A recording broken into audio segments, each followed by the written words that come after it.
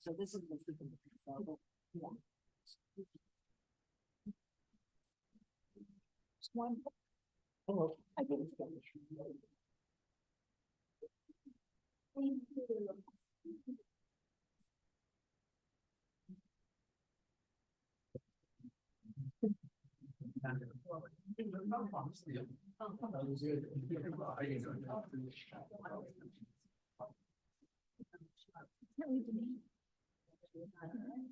Thank you.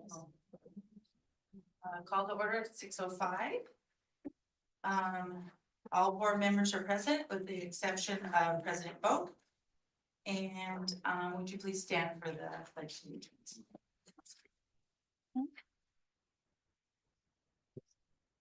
Ready? Begin. I pledge allegiance to the flag of the United States of America and to the republic for which it stands, one nation, under God, indivisible, with liberty and justice for all.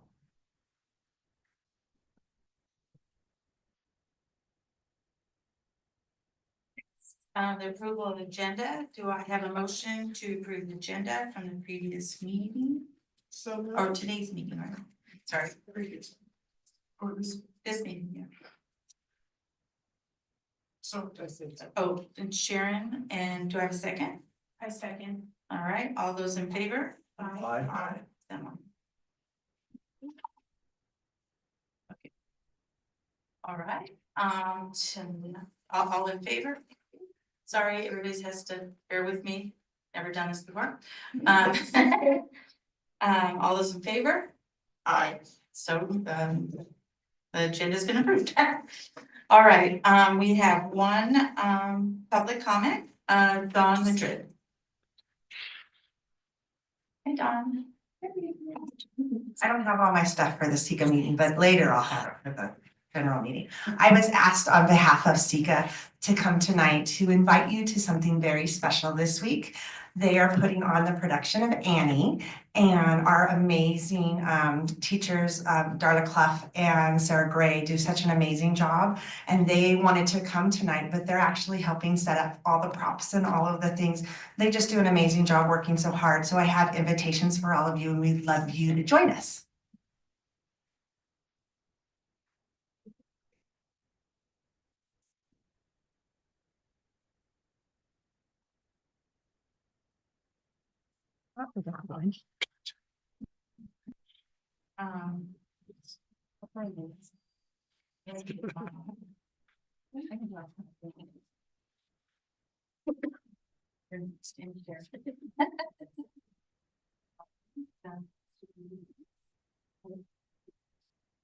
We are going to hear a highlight from Mr. Mead this evening on his International Baccalaureate program.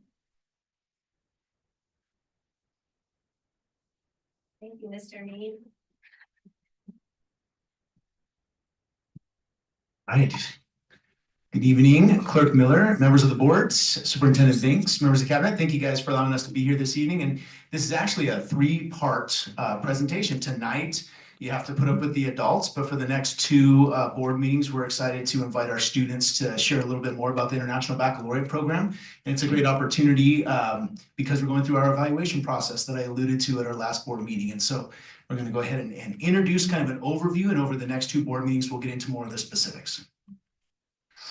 All right, so we always start off with the International Baccalaureate mission statement and the CECA mission statement. And really I want to hone in on a couple of different words here that stand out to me. And when I talk to families, I point out the lifelong learning piece and the contributions piece. And that's what I feel, having been at CECA for so long, the piece that I didn't see coming up as a student and having the opportunity to be a teacher is I didn't do a good enough job of connecting that learning piece to becoming a contributing member in our local and global community. And so the IB's mission and our mission then is to make that connection for our students. All right, so the evaluation cycle that I'm referring to, and there will be homework because when the evaluation committee comes next year, we're going to invite you to be a part of that evaluation visit. And so the process is a year-long process. And right now we're in that first piece, the self-study piece. that Ms. Stahl and Ms. Bernier are going to share a little bit more about here in just a minute, but it really is just the reflective process of how are we carrying out the mission of the International Baccalaureate? How do we see where we're at as a staff, and what evidence do we have to show that that's where we're at, and where do we need to grow? Next will be the preliminary review, where we submit our data to the International Baccalaureate and they review our self-study. We get feedback on that, and we'll discuss that a little bit more. And then finally, the evaluation visit that's going to take place next February. We'll actually have a team of 4 people that will come and evaluate our entire program, TK to 8. So let's dive in a little bit closer now. I'm going to turn it over to Mrs. Stahl. Good evening, I'm Jennifer Stahl, I'm the PYP coordinator, so our primary years program. Our PYP spans 7 grade levels, TK to 5th grade. We have almost 500 students. So I'm going to briefly touch on the self-study portion. That's the portion that we're in right now.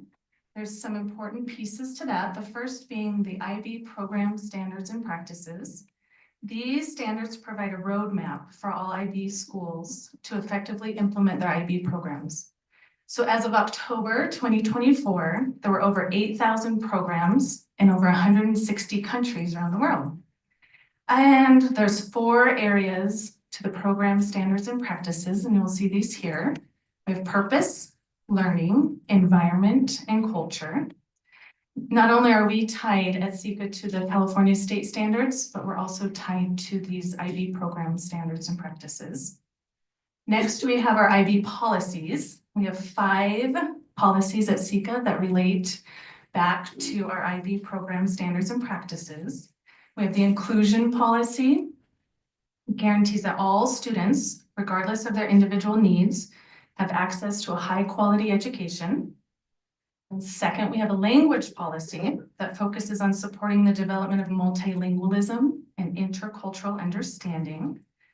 We have a third one called an assessment policy, and ensures that assessments are fair, valid, reliable, promote learning and development. Fourth, we have an academic integrity policy, confirms that all student work is authentic, they understand and respect intellectual property, and it promotes integrity and ethical behavior in their learning. And last one, we have our access and admissions policy, and it makes certain that the school has a fair and equitable process for admitting students into the IB program. These can all be found on our CECA website, in case you want to learn more about all 5 of those. The third piece we have here is our learning community reflection surveys. That's the piece that we're doing at our school sites right now. This isn't for the entire learning community, so it includes students, staff, our governing board, and our families at CECA. These surveys reflect CECA's progress towards those IB program standards and practices. So the staff is currently going through 9 detailed surveys at our collaboration time on Fridays, which is completed number 6. And additional stakeholders will have 1 general survey we're going to be asking them to complete. And our goal is to evaluate and reflect on our current program.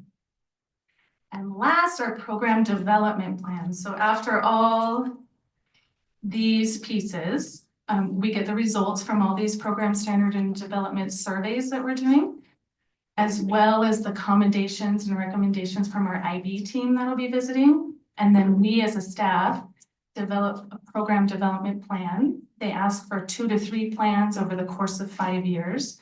So we're just finishing up our 3rd one in this 5-year cycle. And Kristen, it's gonna be next. Hello, my name is Kristen Bernier, and I'm the MYP IB coordinator, which is for the middle years program. And I'm going to touch on the preliminary review. And so we decided last time that we would like more professional development with IB. It was probably timely due to all the new teachers and new staff that we had over the last couple of years. And so everybody is certified in IB, and they all went to 3 days of training.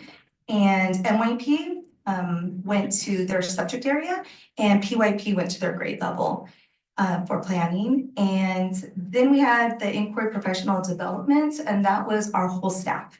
So we decided based off of our surveys that inquiry was an area that we wanted to grow.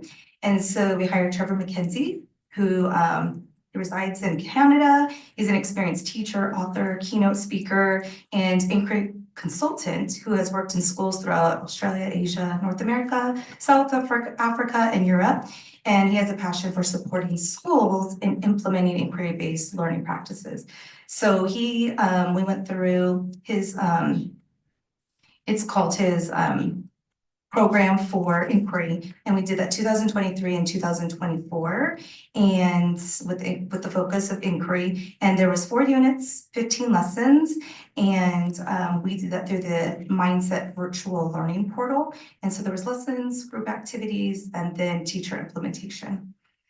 Now, when we move on to the unit, IB unit planners, we have it's pretty cool because we have these comprehensive units that we create with the California state standards, the IB standards and practices, and then we also embed our district adopted curriculum. So when we got like NGSS years ago, we integrated that within what we were doing, and then we had to see the standards we're doing, and then we found things from maybe ELA books that worked with the NGSS standards that we were focusing on, and then math standards, and we put them all together to create these units.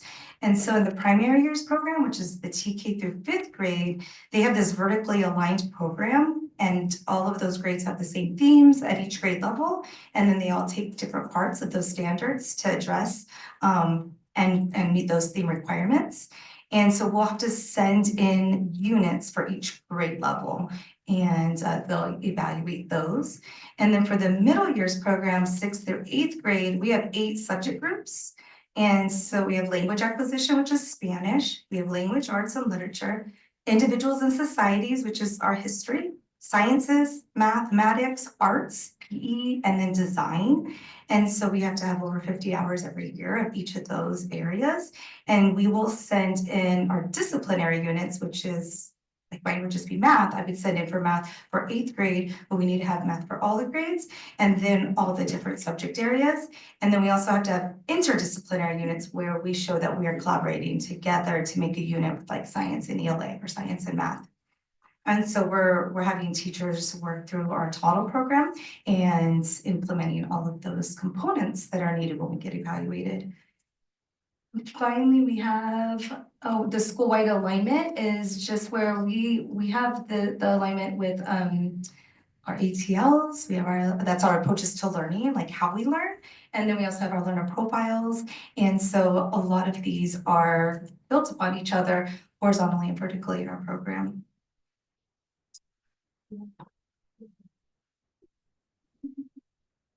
Okay, our last piece is our evaluation visit. So in 2020 was our last visit for MYP, and this happened right during the midst of COVID, so it was virtual. Our PYP, our last visit was 2022, and again, that was virtual. We had 4 people from around the world. We had 2 from Germany and 1 from Asia that came to visit us virtually online. But we've had separate visits in the history of CECA, and so this will be our first combined visit, PYP and MYP. So it'll be over the course of 4 days instead of the 2 days. Excuse me, can you tell me what PYP and MYP, can you? Sure, yes, to clarify. So PYP is our primary years program, our Sorry. TK through 5. That's okay. And then MYP 6 through 8. Yeah.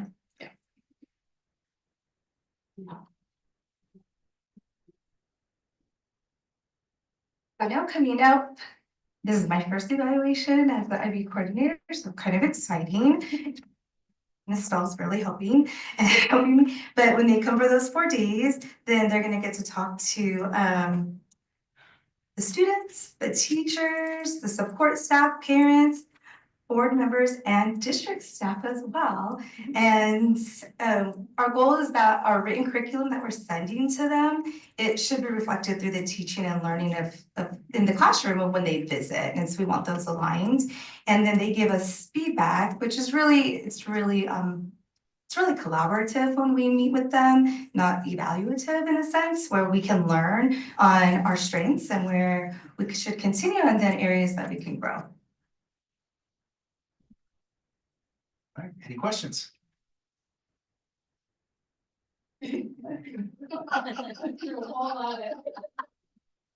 Thank you, but. Okay, so when you're, do you expect an international team to come and do your evaluation? We don't know the makeup of the team yet, but it can be. There's often representatives from outside of the United States, yes. Okay. That sounds very exciting. There are many components, and that's the confusing part. It's kind of hard to paint a picture of how much goes on behind the scenes, and it's exciting to get an opportunity to show that when the visiting team comes. Well, it sounds like you guys are excited. That's awesome. That's the start. Yeah. Thank you. Thank you.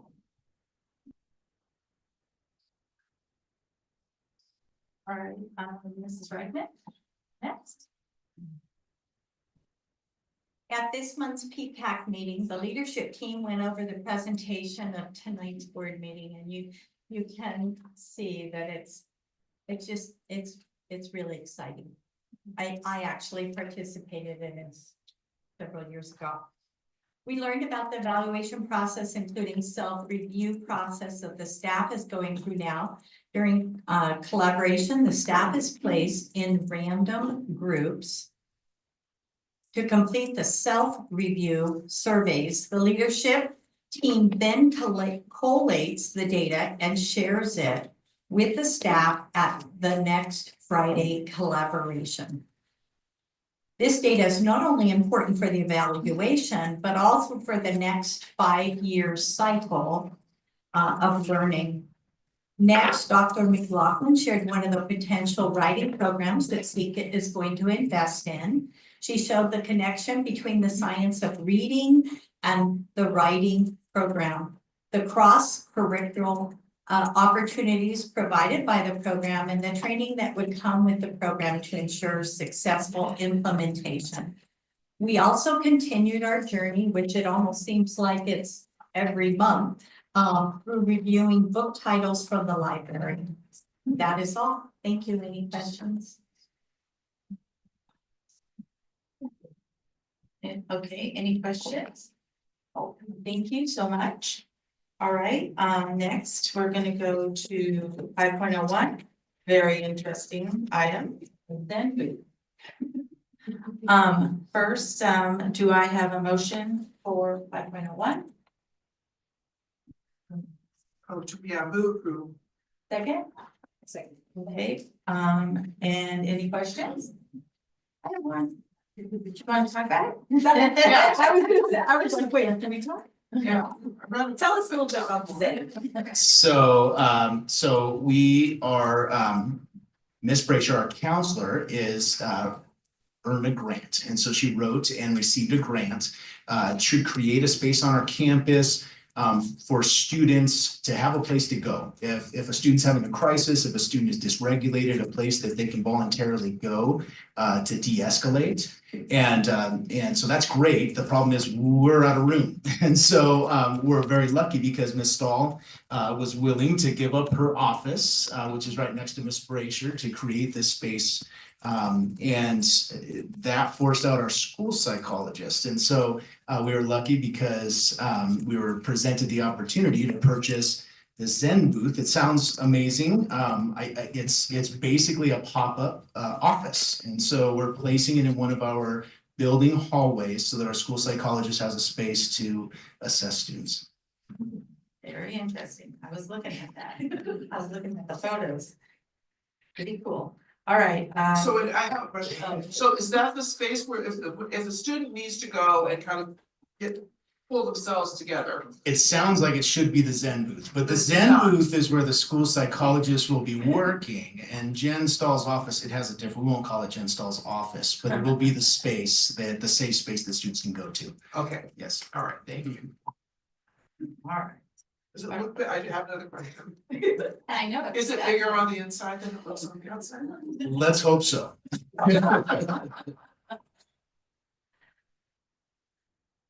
All right, I have a motion by Sharon Bannister and a second by Regina Cruz. So all those in favor?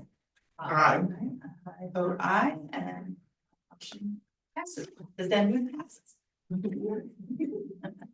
All right, the consent calendar, 6.01 to 6.03. Do I have a motion? I'll move. Board Member Avila, second. Second. Board Member Bannister, all those in favor? Aye. Aye. All right, and now, your turn.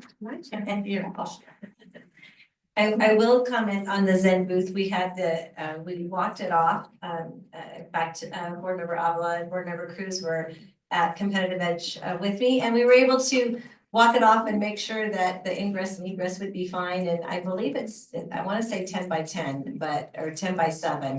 Yeah, 10 by 7, 7 by 7, 7 by 7.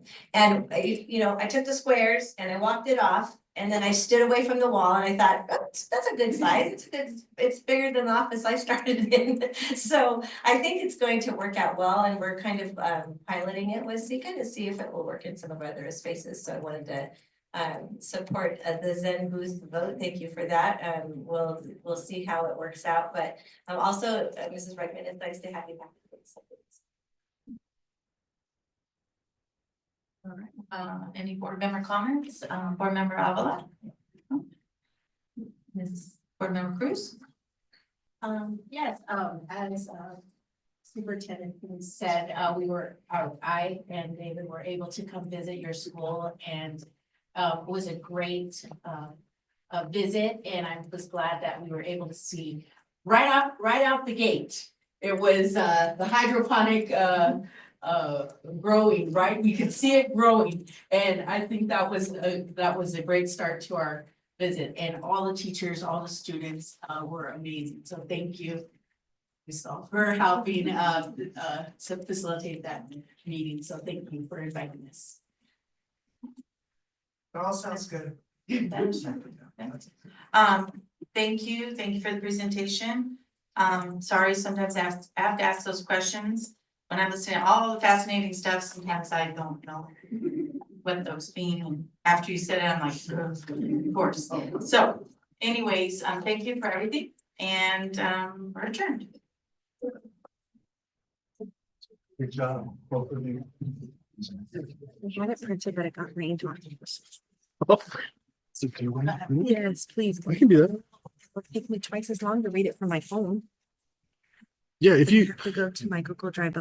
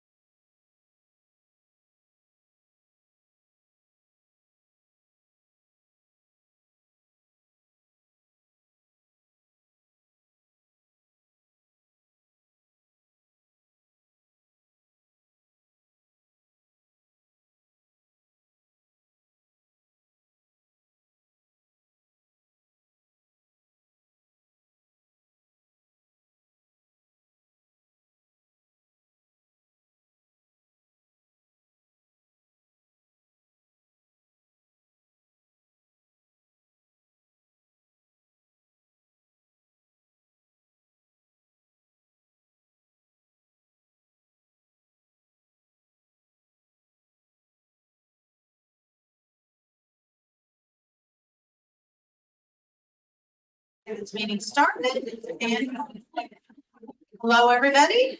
Welcome. All right, I'd like to call this meeting to order. Tonight, we have all board members present, with the exception of President Bo and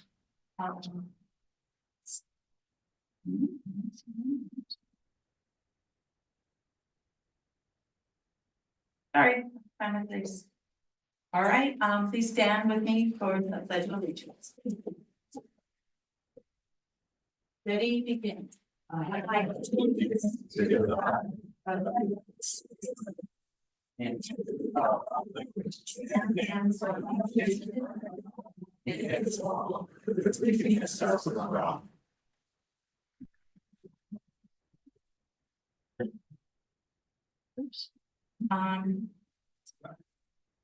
With the number of people here tonight, which we're so happy to have, we would like to rearrange the agenda and begin with 5.0, the employee recognition.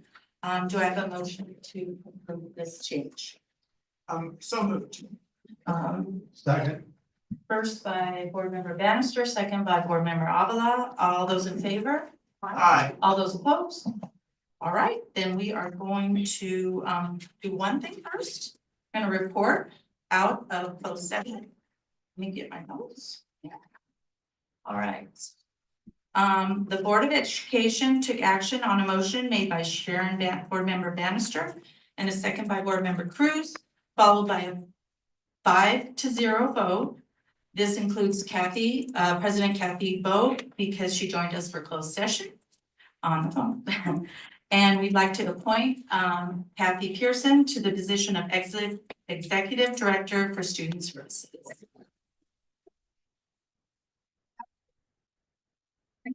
Thank you. Thank you, Board Member Debbie Miller and Board and Superintendent Kelly Binks and Cabinet. First of all, I'm just extremely grateful and I'm humbled by the trust that you've placed in me to lead the Student Services team. And I'm excited about the opportunity. I'm excited to start collaborating and supporting the staff so that we can do what's best for students. And so at the end of the day, students are successful. So thank you very much for this. Congratulations. Thank you.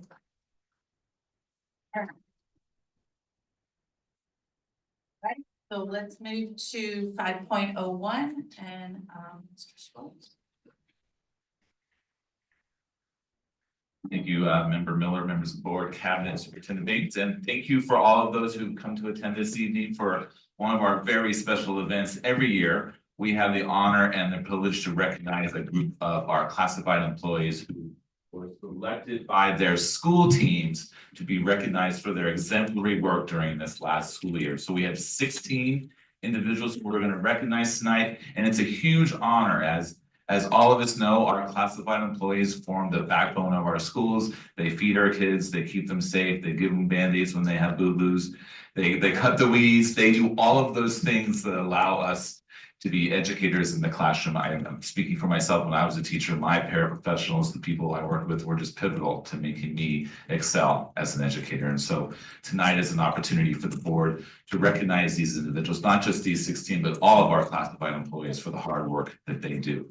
Before we get into the festivities, I also want to invite up, we are privileged this evening to be joined by a field representative from State Senator Ochoa Bogue, Mr. Boyd, William Boyd. You want to come up and say a few words?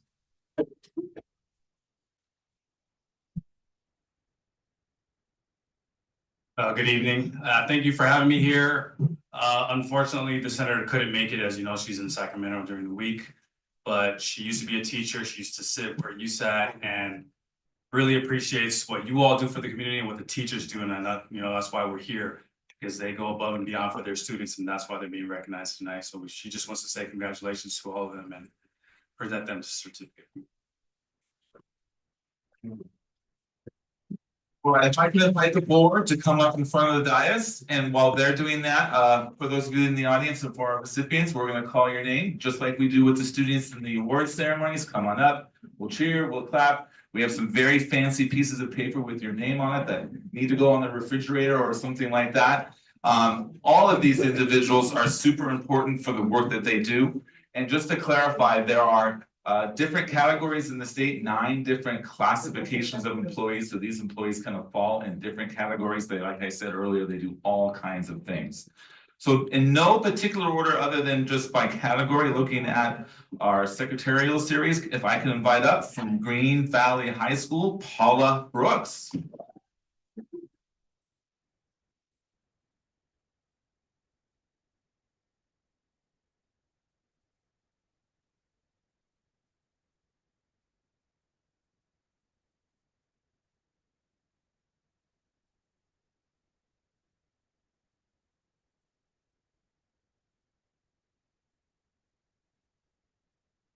Paula's, I go that way, gotta shake hands. All right, there's a Mustang in the house, there's several Mustangs in the house, but let's give a big shout out for the Secretary of Mesa at Mesa View, Lonnie Gallo.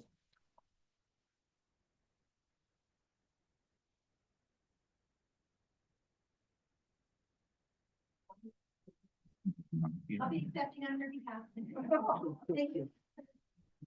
All right, next up, from the amazing Ukaipa High School, the amazing Melinda Johnson, come on.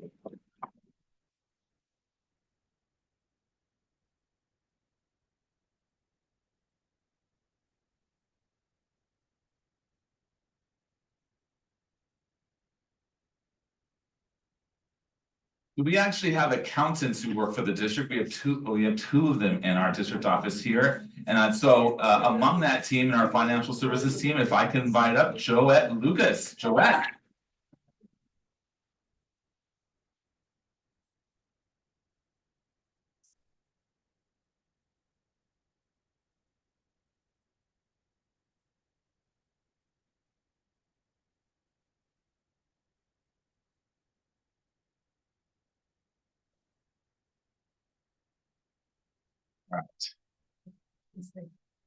We just had the CECA board meeting, and but recognizing one of our CECA competitive edge employees, the amazing, the incredible Marita Nieto.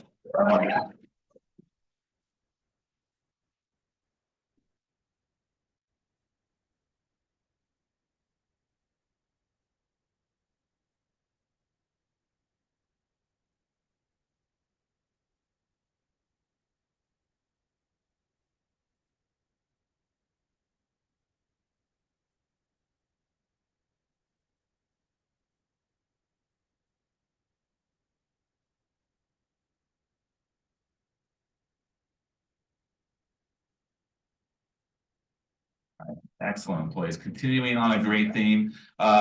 This individual works at Chapman Heights Elementary School. She's a key part of the amazing Chargers office. Let's invite up Happy Rosa.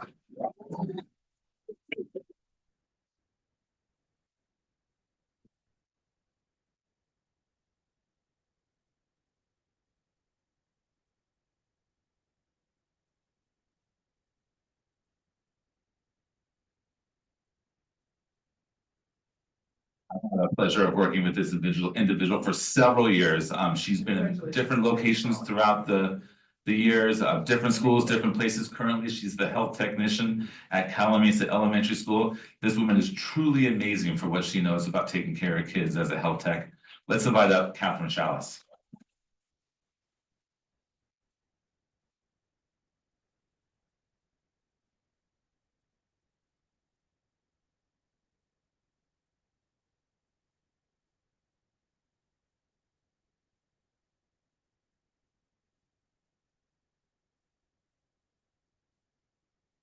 Our child nutrition staff is also amazing. If you think about the number of students who get breakfast and lunch in our district and across the state, it's incredible, and we're so blessed that the state has gifted us and given us funds so all our students can eat. But at one of our schools, especially at the biggest school, Ukaipa High School, that's a huge team, the child nutrition workers, and in that team, there's an amazing individual who so is a leader in that group. Let's invite up Mariah Alverson from Ucayali High School.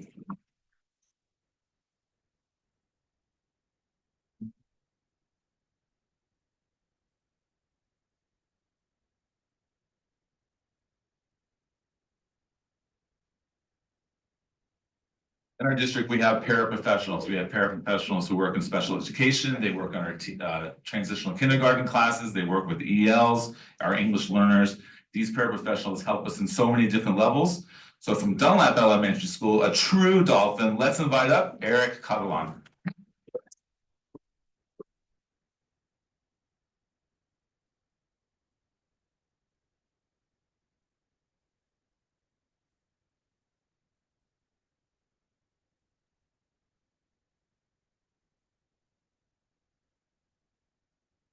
We have several Vikings in the house tonight. We have a presentation after this one about Valley, but this individual is a key part of the team at Valley who supports our English learners. Let's invite up Claudia Connolly.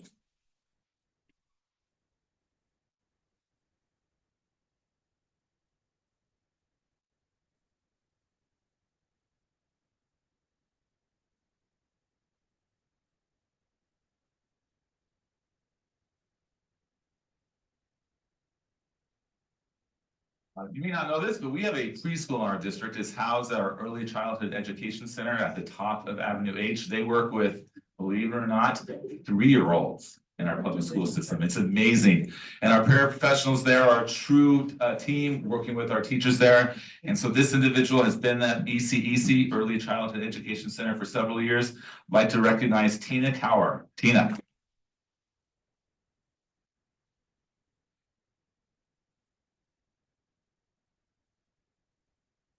I hope I see Tina tonight. I'm gonna go on.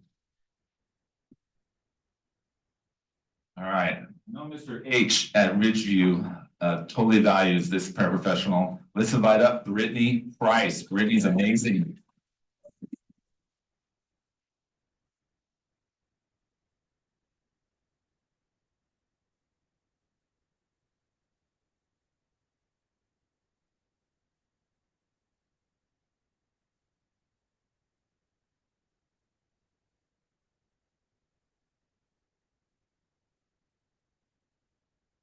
We also have a hawk, a red-tailed hawk in the room who's amazing. I've had the pleasure of working with her for many times in many different capacities over the years. She's great working with Mrs. Biggs.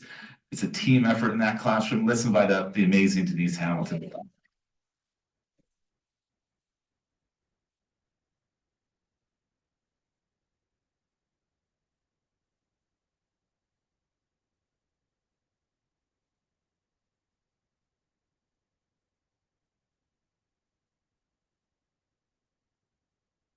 At Oakview Middle School, we have a great campus security team, a great team led by Principal Heather Aguilar and the new Assistant Principal Irene Perez and Mr. Colleen. And a part of their amazing security team is Campus Monitor Lisa Harmon. Come on down, Lisa.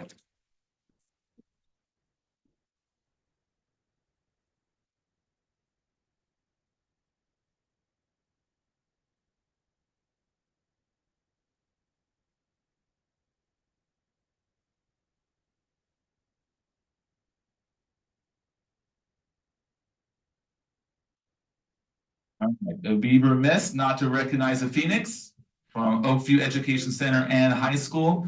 This woman is so good at what she does as a part of the security team there. Let's invite up Kathy Maddox.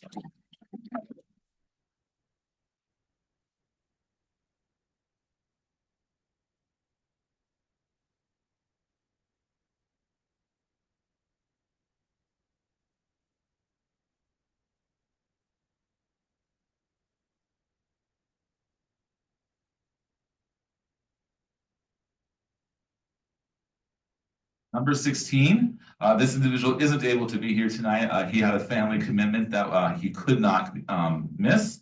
But in our maintenance and operations team, we have a collection of skilled tradespeople, people like plumbers and electricians and HVAC people that keep the buildings running, keep them safe, keep them the way we need them for kids and our staff. And one of our key people is the only locksmith we have in the whole district. Can you imagine all the locks? Let's give a round of applause for Hugo Trevizio.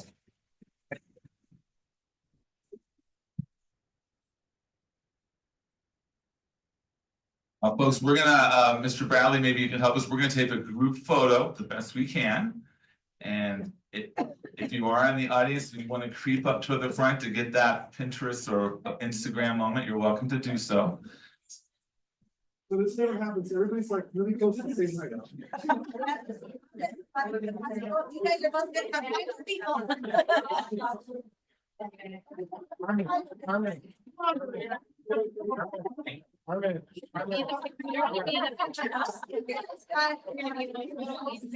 Okay, come on up and get your shot.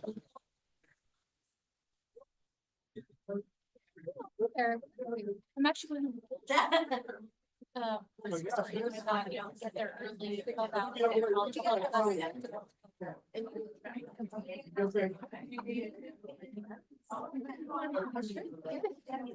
problem.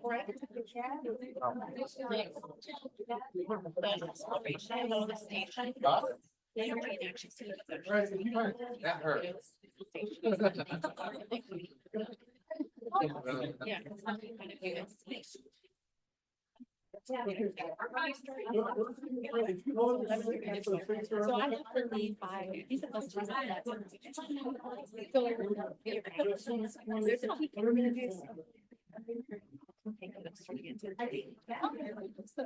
well, if you have anything anytime, so there's gonna be lots to do. Yeah, I didn't know. I love that stuff. Me too. I know that he's smiling for the people behind him. We need your help. That needs to be.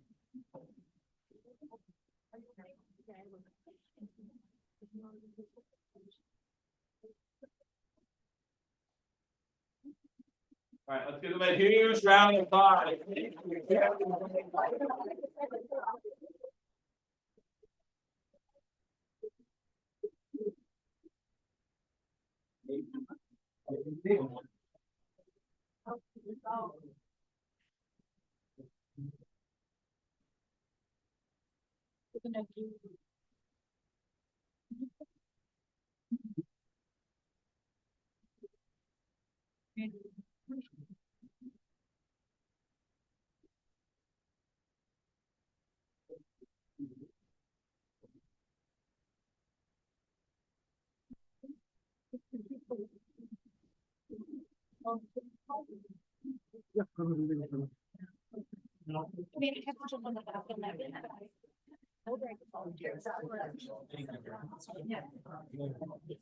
Yeah, just whatever time.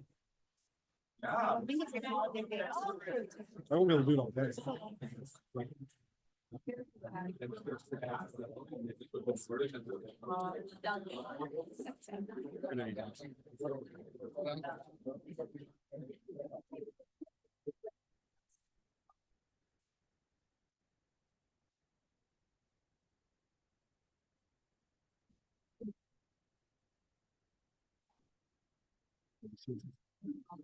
I'll wait a little bit.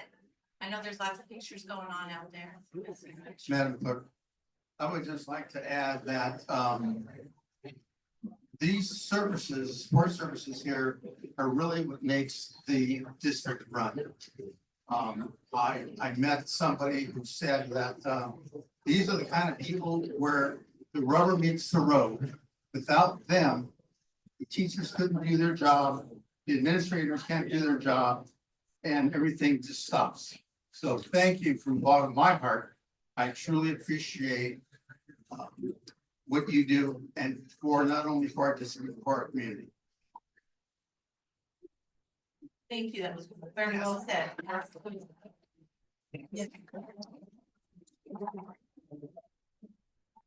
We'll give them a few minutes, or maybe not 2 minutes, but a little bit of time.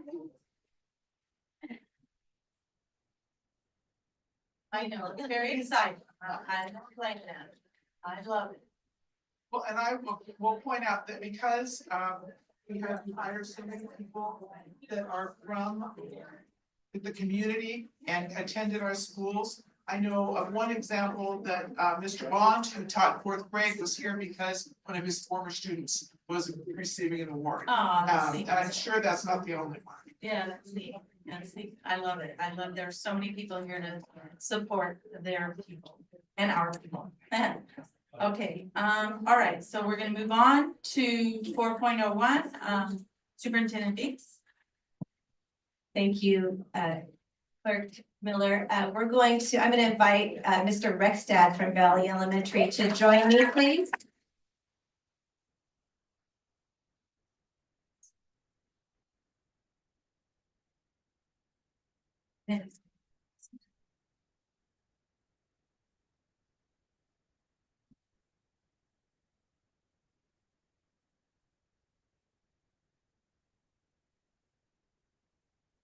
A few years ago, the Board of Education worked on some goals that really encompassed all the work that we do, but putting forth some of the things that we revisited, which was our purpose statement and our vision statement. So with that, we set out over the past 2 years to really define what it means to make a difference in the life of every child. And so with that, tonight, and it's a rough one. Sorry. I'm probably not the one to do this tonight. Mr. Rexstad shared with me and our team just how 2 of the employees and all of the Valley staff stepped up, but 2 on behalf of a family who lost their daughter most recently. And what's amazing is till the very last second and beyond of Valley Elementary, and these 2 employees continue to make a difference in that child's life and in their family's life and in the friends of that little girl as well. And so we want to make sure that it doesn't go unrecognized for the entire Valley Elementary staff, as well as the 2 individuals that we're going to come up to speak, and recognizing them as just a small token for what they gave.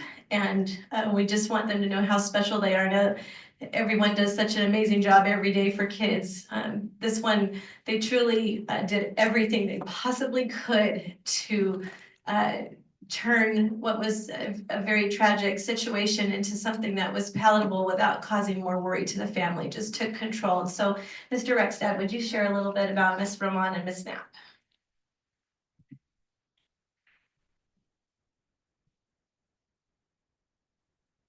Make a difference, to have a significant effect on a person or situation. And actually, before I begin, could you 2 please come up here? Mrs. Knapp and Mrs. Romano. Seven is the first vote.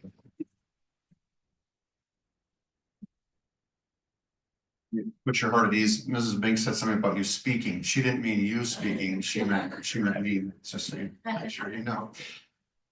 As we look back on the past year at Valley Elementary, Melissa Roman and Michelle Knapp have brought the meaning to make a difference to life. While there were others involved, Melissa and Michelle were the ones we all leaned on. We found out last winter that our young friend Jose Gloss had an inoperable brain tumor, which hit the Gloss and Valley family hard. As we started school this year, we knew we needed a plan to come alongside the family and support them in any way possible. Jose continued to light up our campus by coming to school as often as possible because we were her happy place. When she went to class, her teachers were supportive and understanding, trying their hardest to make things okay. Melissa often made home visits to check not only on Jose, but the entire family. She provided academic support, but more importantly, emotional support and built lifelong connections. None of this was asked of her. She did it because she cared and wanted to be there for the kids and their mom. In the morning, Jose and her siblings would come into the office and get hugs from our secretaries. Michelle would have some type of funny banter joke with them to help them get their day started. So many of them I can't quite remember, but it would add a nice little fun part to our thing right now, but she was that way with them. As the days got more difficult, Michelle came up with a plan to show the family support through meals, accommodations, home visits, and massages. Again, none of this was asked of her. She just took it on. Melissa and Michelle found ways to help us stay focused on the positive, even through the worst days. These 2 ladies spread the mission of making a difference by having a significant effect on the Gloss and Valley family. Tonight, we honor them for something that many had a hand in, but these two were the catalysts that helped push us all forward during this difficult time. They'll be the first to tell you that they did not do this for the recognition, but to help our wonderful family in need. We know this, but we also want to celebrate their actions because it was above and beyond. We will always want to remember our wonderful Giselle and her ever-present smile that would light up a room. Giselle taught us all the meaning of being positive, being happy, and making a difference. As her family was often quoted saying near the end, forever 10. Thank you, ladies. Giselle had a beautiful smile and you saw it till the very end. And so we're gonna try to smile on her behalf, a little hard to do because hearts are really broken. But to both of you, thank you so much for being such caretakers every day of not only the students, but one another, because the Valley staff has really rallied around everyone and you guys are a team. So on behalf of the board, Michelle.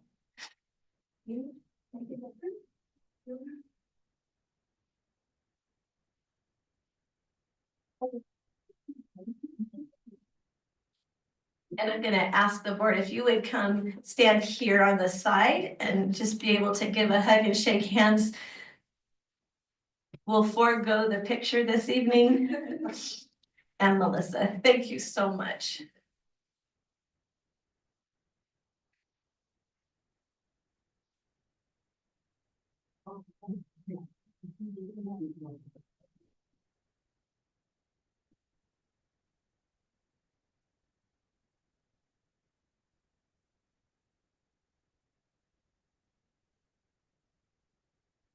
The Valley team, stand up.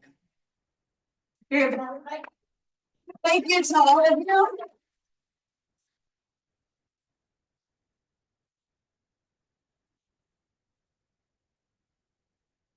You are all amazing.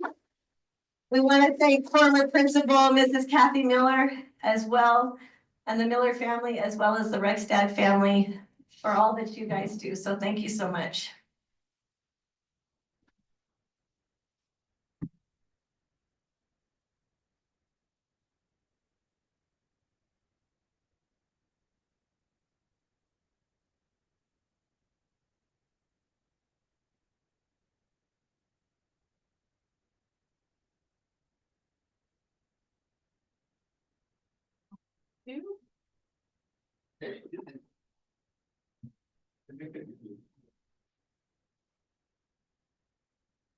Thank you, Clerk Miller.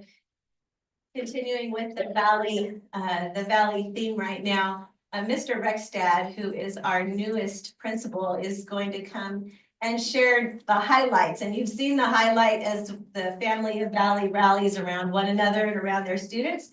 But Mr. Rexdad's going to share a little bit more about the wonderful things that they're doing. We should have put a little something between. Good evening, Clerk Miller, members of the board, Superintendent Binks, and cabinet. I'm honored to be here this evening to share with you the outstanding school of Valley Elementary. I have a distinct honor of being the principal here, and I'm having more fun than should be allowed. We're all leadership. We are a leadership school, and thus the title of our slides tonight: Valley Leaders Rock.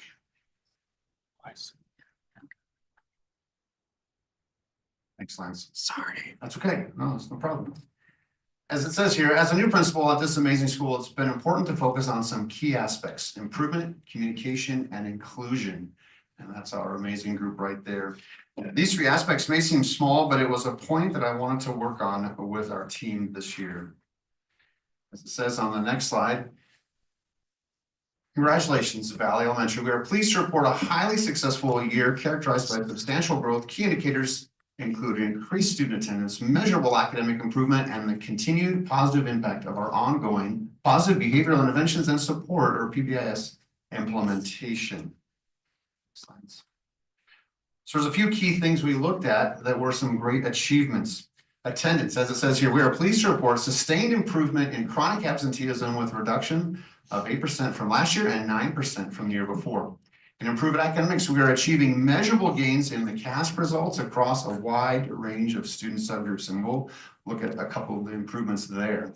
In PBIS goals, despite an increase in suspension rates, our data demonstrates a positive trend in reduction of students requiring Tier 3 PBIS support, signifying improved effectiveness in our behavioral intervention strategies. And the attendance part there's just a graph that shows that. It's been down. This is an ongoing battle, as it is with all of our schools, but we have been hard at work.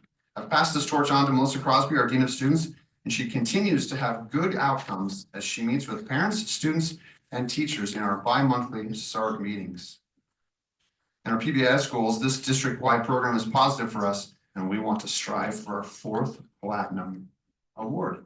Now, here we are in our improvements. So attendance is going down. In math, all 5 of those subgroups improved this past year. So we're going to build on that as we want to continue to get better and keep improving. All right, Lance, thanks. In ELA, all these 4 subgroups all improved by quite a bit. Now, of course, with always improvement, there's always, of course, some areas that don't necessarily improve. So we want to focus on those even more this year. And one of those areas is our next group here. And this is the measure for the LP, which are English language acquisition results. So last year, we had 54% of students who progressed at least one LP level, which was outstanding. Great job. Then this year we dipped a little bit. And then talking with our colleagues, we learned that our EL population changed from 23 to 24, which significantly affected our scores. We recognize this and are continuing to work with our ELs in the classroom with ELD instruction and LPAC readiness strategies facilitated in the Learning Center each day. So in this, also with that, the ELs dipped just a little bit in ELA and math. Both of those areas are already on the rise, we know, just from the fact that the extra hard work that teachers are putting in with their extra work and practice skills. Thanks, Lance. So communication was another big part, and I said our success hinges on ensuring that every member of our team feels valued and included. We acknowledge and celebrate the collective contribution of all the staff at Valley, recognizing that we are all educators who positively influence our students and their families. So that's just some of our groups that are working with our kids all the time. And next, when we look at that next glance, we see, and part of that communication, I said we need to sit down and talk monthly. So they're just called monthly touchdowns. I meet with the yard duty aides, the yard duty aides actually twice a month. Our special ed team once a month, custodians once a month, stars, I'm meeting with them twice a month also. And the office staff, we get together. You see each other all the time, every day, hours and hours. And yet, still so many things you don't get to talk about. So we don't close the office because that's not a good idea, but we have someone help us with answering phones, and then we sit and talk for a bit. And then, of course, our admin collaboration time is also twice a month on Fridays. These monthly touchdowns are crucial for me as a new principal to keep my finger on the pulse of our school. We get a chance to share concerns and keep each other informed of new information. Another key part we wanted to talk about at our school is inclusion. And what are we doing with that? It's a proactive model of in-classroom support involving the special ed team, teachers, and aides, is enhancing teachers' ability to address diverse student learning needs. This is an avenue that is new for so many people on our campus, and they are moving into it with a positive attitude. It's hard, we will admit, but we will persevere because all the students are gen ed students first. We need to teach them in this environment with pullouts as necessary, but first with their peers. Another piece that changed, and one of the deadly sins of a new administrator is to go in and change everything. So I don't want to change too much, but we did make a few tweaks. And one of those was how we kind of run our IEPs. And over the summer, I was at a meeting and I talked about facilitated IEPs. So facilitated IEP is where the students they met with us for the beginning of the meeting. And they talk about strengths and how they're liking school and all these different pieces. You get a 5th grader in there, it's great. The key beautiful parts are the 1st and 2nd graders that talk about how they love their teacher and they love being in school. And of course, we send them back to class for the heavy stuff. But that first initial part where parents need to hear, IEPs can be heavy. And I wanted there to be a feeling of, we see your child for more than this just area of concern. And that was just really super important for us. And one parent told us later this, I just love this idea. It was great to have my child in the meeting and to hear from their point of view. So parents oftentimes get calls of the bad stuff, right? We try and call about all the positive stuff, but this is a chance for them to hear our whole team talk about their child for a few minutes of our meeting. And so it's a great opportunity to get to see our families. I don't like to spend a lot of time talking about just things that, well, I guess to say all the great things. The team is huge at our school, but one of the key things that was told to me early on, I met with every single staff member for a few minutes throughout the early parts of the school year. And one thing that this person said was, I've been through transitions before, and there's always change and upheaval. I couldn't even tell this year because it has been so smooth.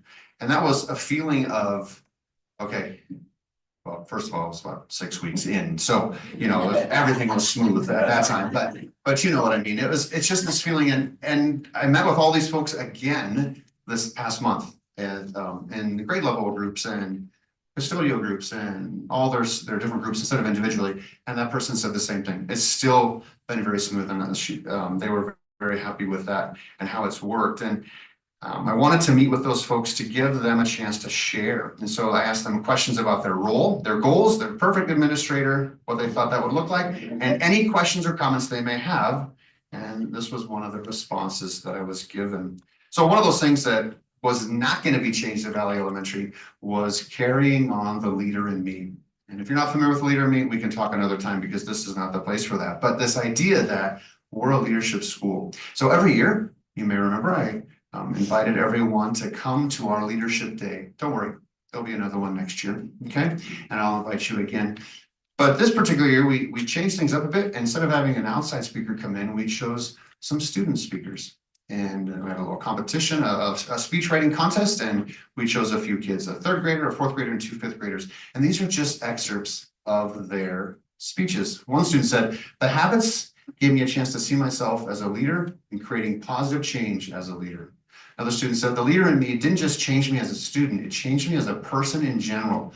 What I mean by that is it made me a better influence for the right reasons." This student down here is a 5th grader, and she is on her way on to middle school. And she said, "I now help others and care for others more than before. Valley is the best school, and if I could, I would introduce this school and its habits to others. The school is the start of a new beginning for me, and I will take the habits into middle school." And it's just this feeling of, okay, we're doing the right thing.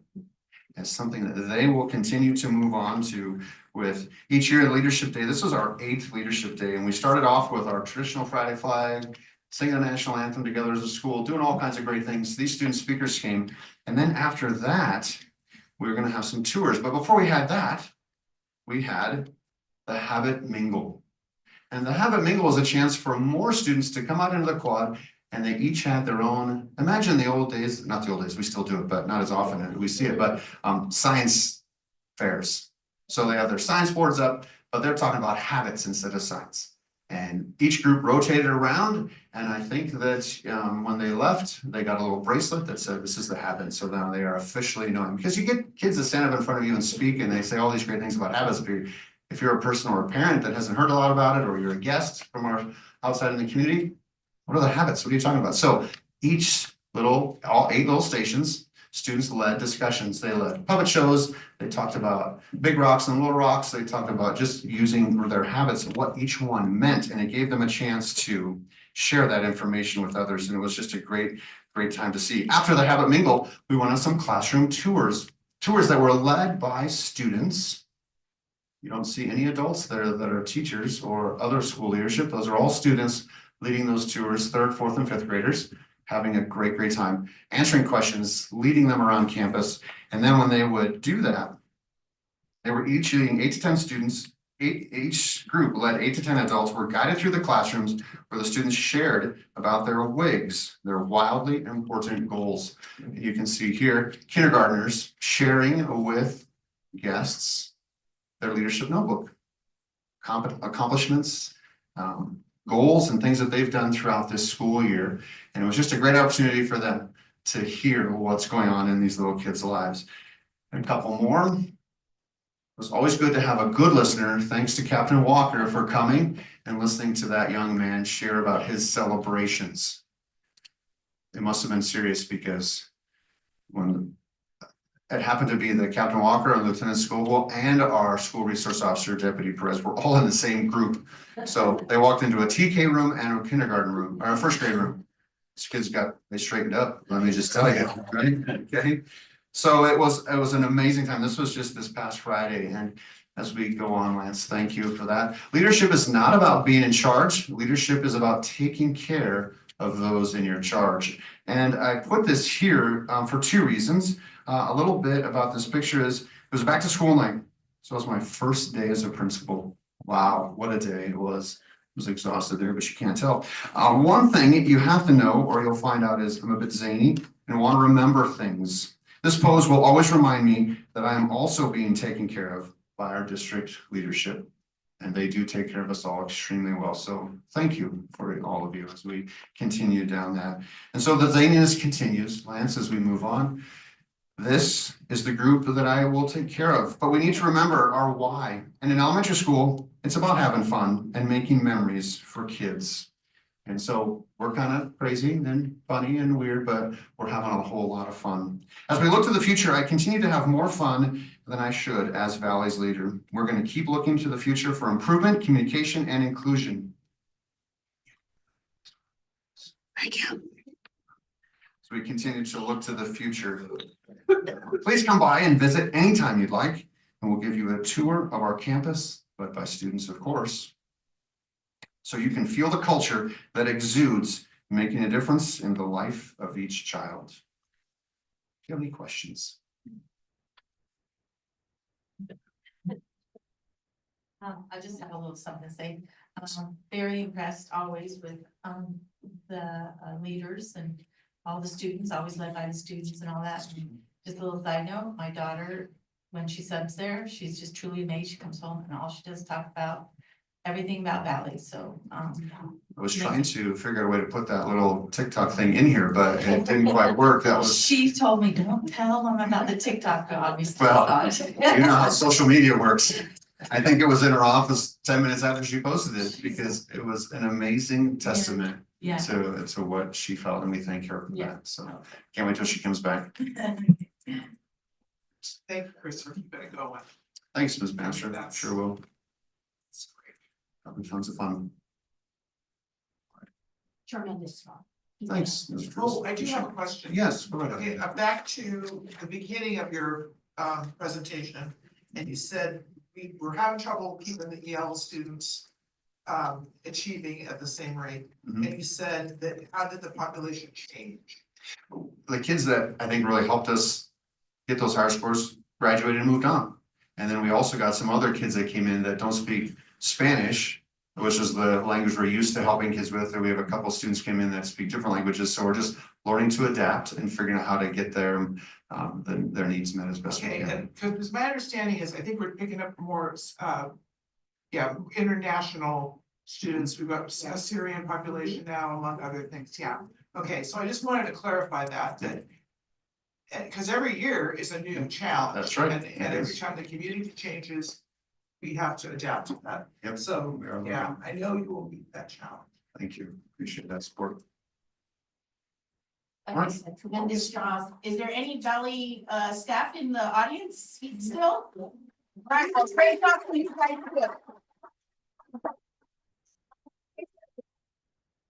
They did take very good care of me. Thanks so much, everyone. Thanks. Thank you.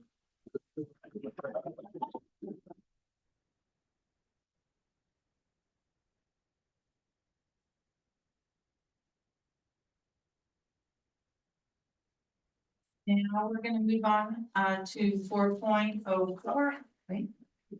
Hold on. Oh, I'm sorry. Dr. Patty Matheny. She is.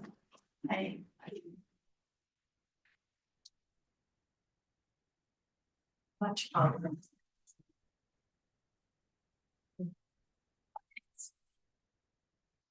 Thank you. Welcome. Yes, Board Member Miller, Superintendent Binks, and all the board members. I'm happy to be here representing the East Valley SELPA, or the Special Education Local Plan area that UKIPA is a part of. So I'm going to share with you just the bigger picture of the SELPA and how we work together to educate all children throughout the SELPA, those in UCAPA included. Before I do that, I'll tell you a little bit about myself. So I was a 27-year employee here in YCJUSD as a teacher, a school psychologist, and the director of student services. And I had the opportunity then to hire Kathy Pearson as a teacher. So you can thank me for that, right? Excellent hire. And it was her first year of teaching, and she did a tremendous job then, and I know she'll do a tremendous job in her first year in this role as well. There's been a Matheny in this school district since 1983. So from 1983 to 2024, you had a Matheny somewhere on your payroll. See, Jim Stoll's nodding his head. I'm happy to come back and share with you, but we're going to focus on the East Valley SELPA. We're going to focus on special education, and then I'll take your questions. So let's move forward. So just very briefly, special education in a nutshell, and I promise this is the only slide I will read, but I think it's really important to understand what special education is. So special education is specially designed educational services. It's not a place, it's not a classroom, it's not a location. It's services we bring to students based on their assessed needs and the fact that they have a disability. And how do we do that? We do that through an individualized education program, or an IEP. You may have heard that term. We use lots of acronyms in special education. So that's one that you'll learn tonight. The goal of special education is to ensure that students receive educational benefit. And I think it's important to understand, as we look at the next slide, that students with disabilities can be in special education, but the majority are actually in general education. And students with disabilities are general education students first. And so one can have a disability and receive no services. One can have a disability and be on something we call a 504 that we won't really go into tonight. And then one can have a disability and have an IEP. So they have an identified disability, and we bring services to them based on their unique needs. Okay, we'll move on. Thank you. So special education is a result of federal legislation.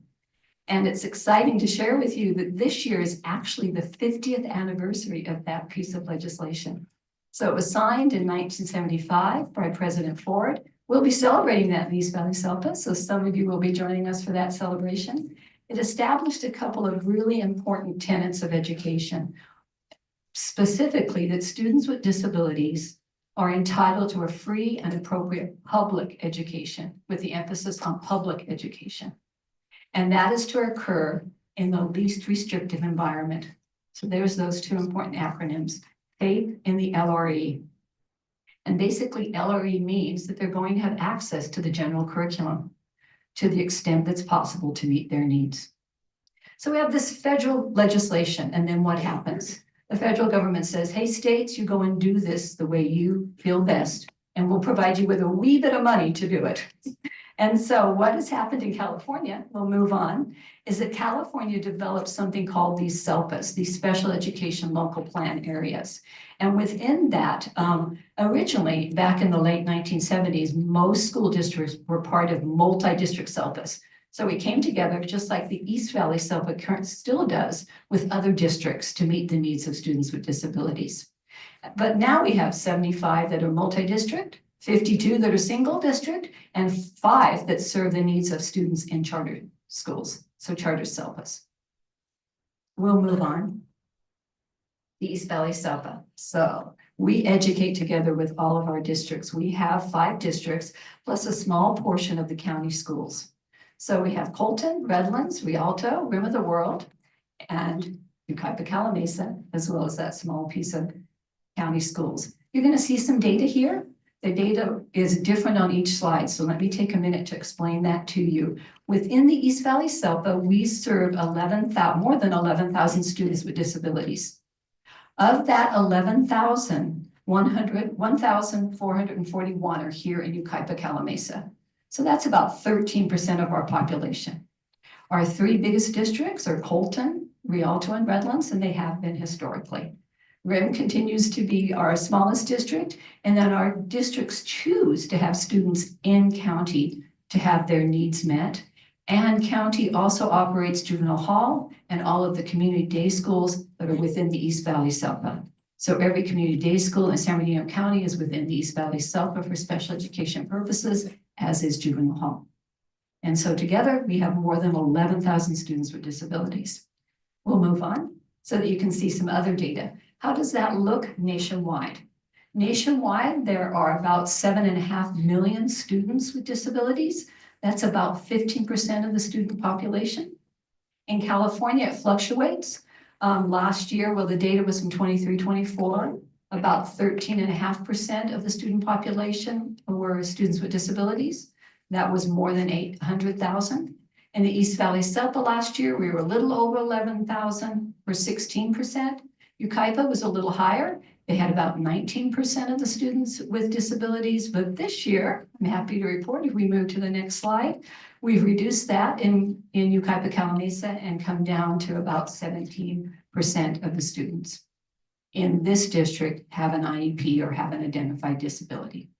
So I've thrown out some numbers there, different statistics for you, but today's numbers are that 17% of your population has an IEP. As you heard from Mr. Eckstad, we are engaged in initiatives to support those students. And so one of our biggest initiatives is inclusive practices. I'm going to tell you more about that, and facilitated IEP meetings. We do a lot of work around both of those initiatives. So I'll move forward and you'll learn a little bit more about the SELPA. And so our role is really leadership, accountability, and advocacy for these students. So we sit kind of at this 30,000 foot level, supporting our districts to do the work. We do that through oversight and administration, direct services. So we have staff that provide occupational therapy, physical therapy, mental health services. We also do a great deal of professional development. And then we take responsibility and accountability for everything related to compliance, because it is a federal education piece of law and state law. ADR is an alternative dispute resolution. So we take a lot of time to engage our parents and positive parent-school relationships, and then due process activities. So parents of students with disabilities have certain rights that are protected within special education law, and we support that work on behalf of our districts. So let's dig a little deeper into that so you can take a look. Well, there we are. These are our three administrative bodies. We have a board of directors, and that's every superintendent within our East Valley SELPA, and we meet about 6 times a year. We develop policy and procedure and lots of decision-making around how we spend our funds and what we do for our students within the SELPA. Is all. They have to raise my voice, huh? Okay. No. Maybe. We'll try again. Okay, I think it's working. So the steering committee is all of the directors of special education programs. So Ms. Pearson will be joining us this week, and we meet monthly. Mr. Stolz was a part of that for a number of years. Lots of great decision-making there, lots of professional development. Special education is complex, very complex actually, and this is where we come together and learn and make important decisions. And then we also have a group of parents and other community members that meet with me 4 times a year, and they're an advisory committee to support the work in the SELPA. Okay, we'll move on. Our direct services, you get a sense of them, they're listed here. Many of the direct services in the SELPA are provided by your employees, your teachers, your school psychologist, your speech language pathologist, but some are employed in the SELPA. We'll move on. We do a lot of professional development. That is really the crux of our work. So to date, 137 folks from Yucaipa Cal Mesa schools have attended our professional development sessions. So you can see the variety of sessions that they have attended this year. This is ongoing and continues through May, and we start up again in August, and we just keep moving forward with the latest initiatives around special education. So I mentioned compliance, alternative dispute resolution, and due process. So in compliance, Mr. Rex shared with you about student outcomes. There's expected student outcomes in respect to special education.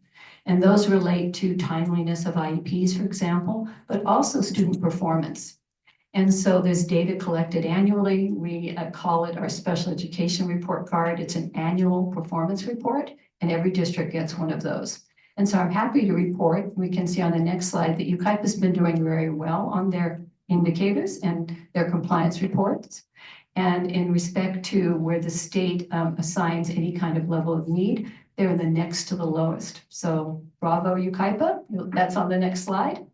And it's called targeted level 2. So there's a targeted level 1, 2, and 3, and then into intensive levels 1, 2, and 3. So UKIPA has been doing a very nice job there in respect to compliance. The next slide also contains data related to these same functions around due process. And so due process, as I shared with you, parents have a set of rights in special education, and we in the SELPA support that work. And so filings can happen through something called the Administrative Office of Hearings. And I'm happy to report that there's only been 8 filings over 5 years in UKIPA. That's really very, very good information. There are some districts that get 8 filings a month. We're doing a very nice job here with parent-school relationship and no hearings at all. So really, really good data to build on, Ms. Pearson. It's going very well. All right, we'll move forward. So just a few highlights from the SELPA and then we'll conclude. So as we move forward, you'll see on the next slide, annually we have a parent resource fair and we engage all of our districts and our staff members, and a former UKIPA Calamasa student is annually our DJ. Some of you know Elijah Gutierrez, DJ Beats Mode, performs for us, and our superintendent of county schools, Ted Alejandre, is often our keynote speaker. We also annually have a career day. I think that's next, if you'll move forward. So this is what we do in the spring, and this is for our high school students. So we have a grant with the Department of Rehabilitation in which we work with our juniors, seniors, and adult transition students, and we prepare them for the world of work, and we actually place them in work-based learning opportunities. So you may have interacted with them in many of the community locations here in town. So in Vaughn's and Sunshine Nursery and restaurants, our kids are employed there. We pay them to be employed through this grant. Then once a year in the spring, we bring them together with all of these different community employers and resources. This year, we're expecting about 600 students, and they're with us for the day. We have them in different workshops and engaged with us, and that's not them, that's a different one. That here we are. Sorry. And we also have our DJ there as well. And it's a fun day and a day filled with lots of activity and lots of learning. And finally, what we have been doing that's really advanced our work in inclusion is the next slide. And these are our inclusion summits. So we are bringing together all of our partners in education. And so our superintendents and some of our board members, our administrators, school site staff, and we spend a day focusing on how we can advance inclusive practice work with some of the leaders who are available to do that statewide. What we did last May, and we'll move forward one, is that we established as a SELPA that we have cultural beliefs around this work. And so you may have noticed on every slide these beliefs. We believe that we're all in this together and all of our children are in this together. We believe we can reimagine resources to move towards a more inclusive classroom setting. And to do that, we can use tools of empowerment to achieve those goals. And so all of our districts came together, established those beliefs, and have continued to move that needle towards more inclusive practices. And then finally, I'll wrap up just sharing with you some of our advocacy work. So I want you all to be aware that this month on March 21st is World Down Syndrome Day. It's an important day. We want to get you engaged in that. This year, the theme is to improve support systems. And that's really what the SELPA is all about. We do a lot of support and build. And I think we're going in and out, but you got me. Okay. And so we're going to play a quick video.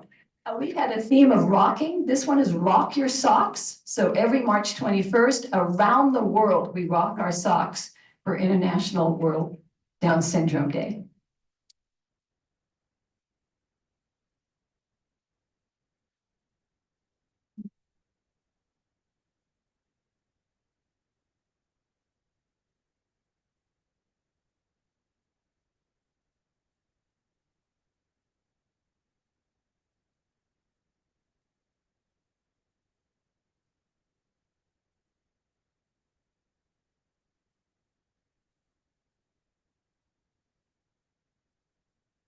Created by the Down Syndrome Association. to remote acceptance for people with Down syndrome, but it's turned into something bigger. Now we rock our socks to remote inclusion and acceptance for all. It's the chance to show you care. It's a way to show your respect. It's how we show we accept people who they are. When do you rock your socks?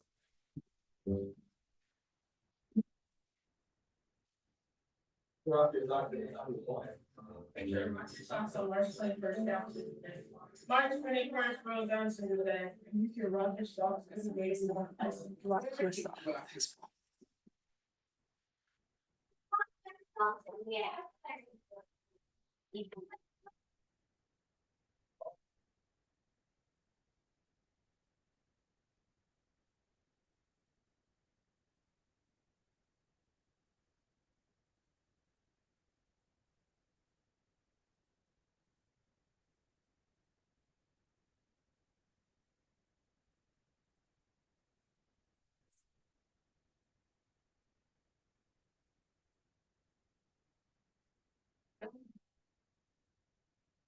So, thank you for letting me share briefly about the SELPA. We do so much more than I could cover in 10 minutes, but any questions? Sharon? I have a question. First of all, thank you. That was a very comprehensive presentation and great information.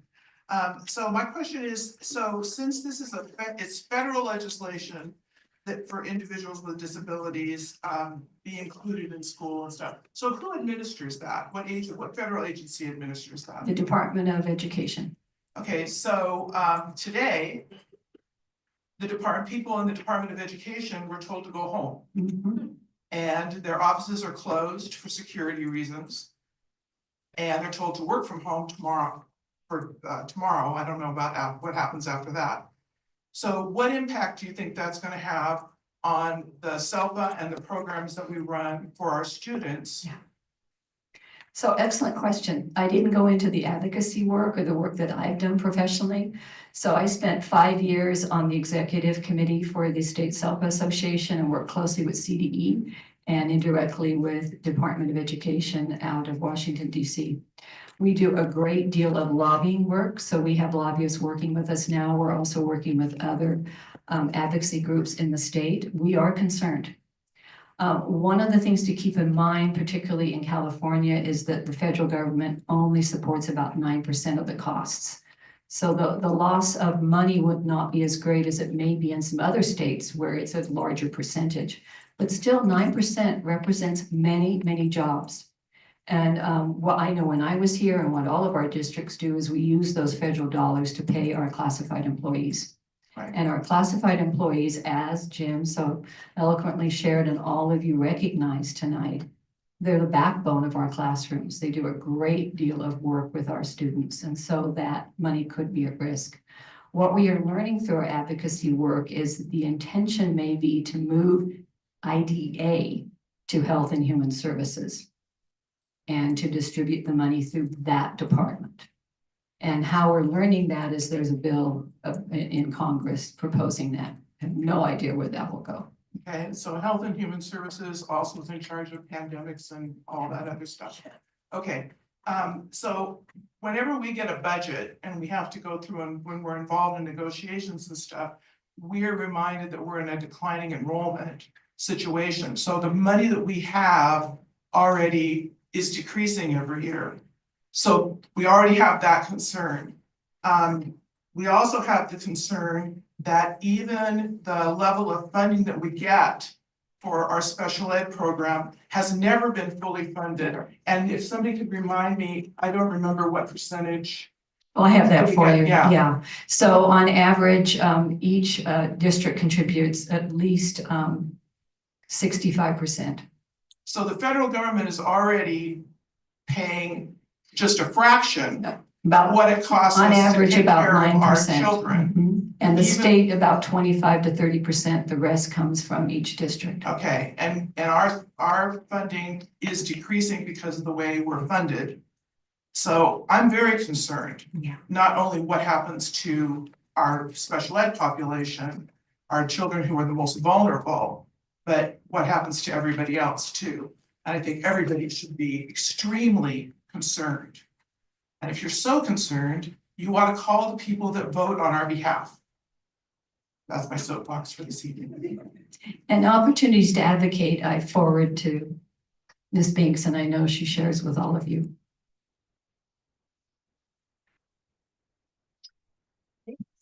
Questions? Thank you. Thank you. Thank you very much. That was very informative. Thank you. All right, next. 4.04 and Dr. Engel. There he is. Superintendent of Cry Rock, which I love. Say it every time. Just love it. I love the program and I love that you're here sharing about it. You say it way better than I do. You know what I love, Miss Miller, is seeing you in that seat. Since at the reorg meeting, you said you're too nervous to get close to that presidency, so now I know. All right, with that, I just want to say Cry Rock is so pleased to have the opportunity to come and present again to the board some of the great work we're doing. This year, we wanted to mix it up a little bit. Normally, we highlight one of our high school programs. This time, though, I asked Ms. Binks if it'd be okay if we talk about what we're doing in middle school. So with that, I'd like to introduce Ms. Katrina Bollender from Parkview Middle School and Ms. Jessica Vance from Mesa View Middle School and some of their students who are going to share some of the great things they've been doing and learning.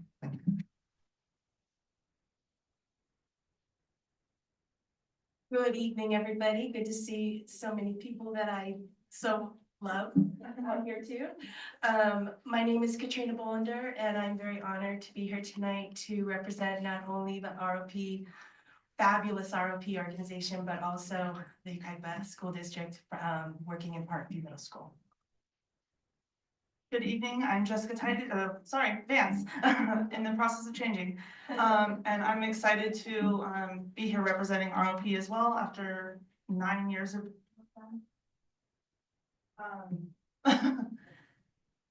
it's a pleasure to be able to represent Mesa View and ROP and have my students up here as well. Thank you.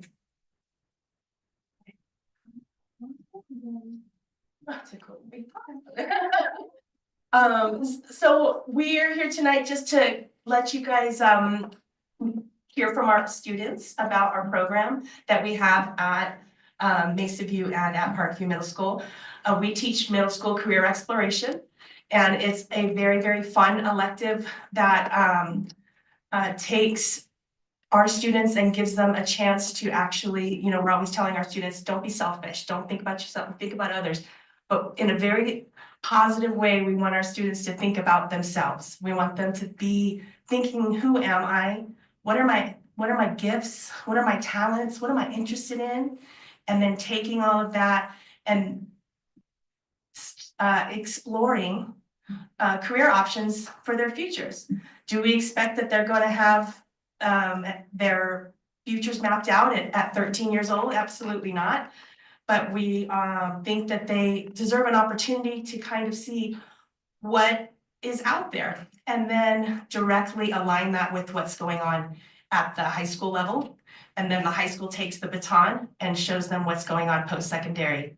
So it could be career, it could be straight to college, straight to career, straight to trade school, whatever they're interested in. Getting them to think about those things starting very early is the best path, as we believe. So in our class, you want to go, well, and we just shared some of our anchor standards, and what we do is we work with the Paxton Patterson program. And if you want to go to the next slide. I think we did it backward. Oh, did you want, is there a big, did you get the new video for them? Okay, go ahead and play that video for them. We'll just show you a video that will show you guys some of the students in action, couple minutes.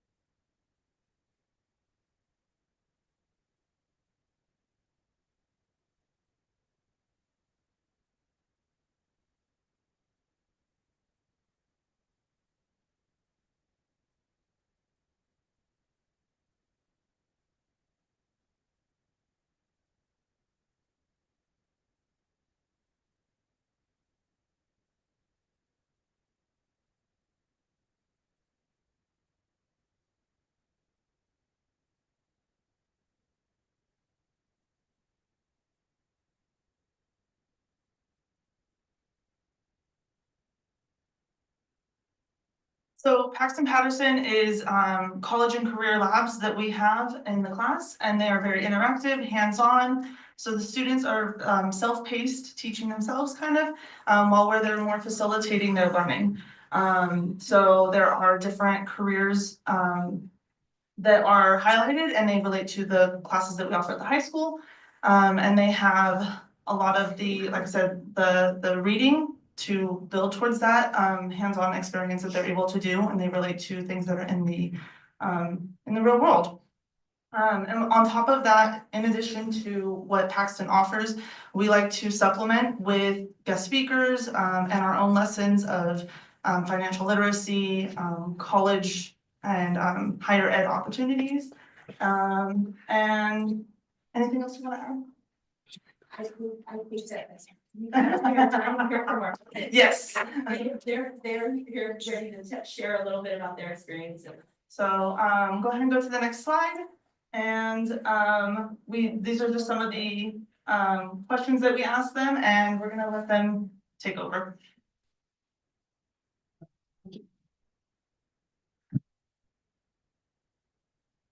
Hi, my name is Sophia. This is my second year of taking ROP, and what I love about this class is how it's all hands-on activities. It teaches students to learn different skills from different careers. It also teaches students to cooperate with each other and realize how important and hard it is to have a career. It can also lead to jobs, internships, or even a clear idea of what the students want to do next. At the end of the day, this class isn't just another elective, it is a real opportunity. By keeping this class, you are giving students more chances to succeed, gain confidence, and discover their passions. This isn't just about education, it's about preparing for life.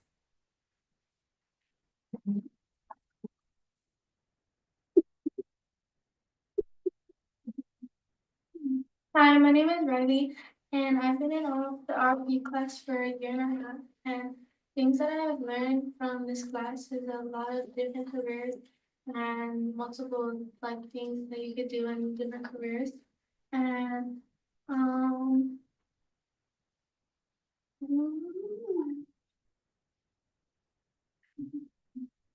what helped me for my high school classes is going through the different labs and picking picking the labs and going to the activities and doing the readings and the quizzes and learning more about each of the labs and each of the career jobs and things that they have. And then going to the high school and looking at the preview day and figuring out what academies and RLP classes they have in the high school, and that helped me. And the middle school RLP class helped me pick which one I wanted to do for high school.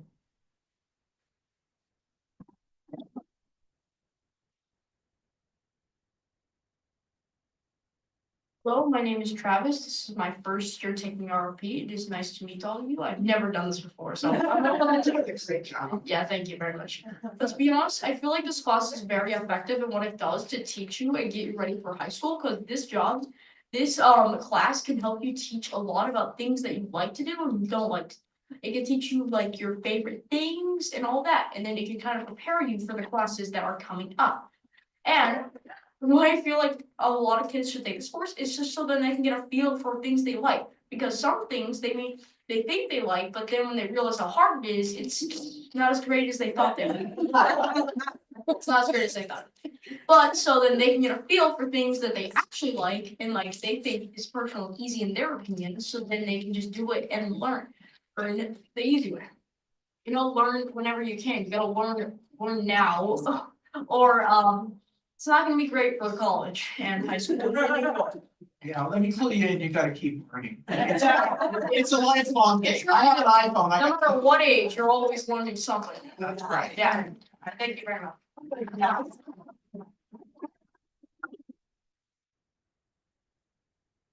You want to ask any of the students a question about their tax Patterson lab? They're willing to take that question. So what is your favorite thing that you have done so far? My favorite thing was learning how to do CPR because I know that I can use it in my life, and even if I need to, I know how to do it, and it's just fun to learn. Yeah, my favorite thing is just doing, like, I've been wanting to do something for very long, and with using the labs, I've been able to do my favorite thing. It's a little silly, it's game development, it's something simple, but it's like once you get a feel for it, and like once you truly, if you like really like it and you truly get it, it's just a great way to get some early experience whenever you can. It's always great. For like jobs and everything like that. For me, I like anything that's in the medical lab, so like checking someone for concussion, the spinal cord, the phlebotomy, having to take gloves off with ketchup on the gloves. The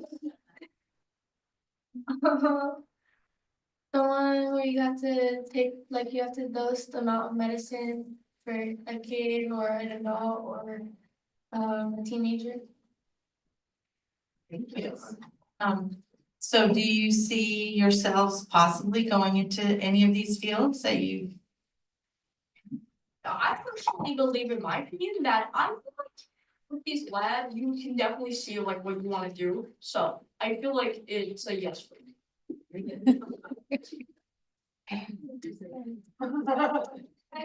I think I would because I want to do something in the medical field, and a lot of the labs that I've done are mainly medical field ones, and I've learned a lot from them, and they help me choose that I want to do that for sure. I would say yes because I want to be a cop when I grow up. So there's a forensic science module, and it lets me learn about how being a cop and how they find like all the evidence. I just want to give a shout out to the ROP in general. Our ROP, RIROP, excels in going after grants. And it was a grant that funded these programs. And I had the honor of serving on the ROP board during the time that happened. And then COVID hit. So these beautiful labs sat in boxes in a classroom for a couple of years before we unpacked them. So I saw them, they pulled a couple of arms out of the boxes. You know that arm that you have to, you get the blood out of it? Yeah, I got to play with that one. Yeah, so this is awesome.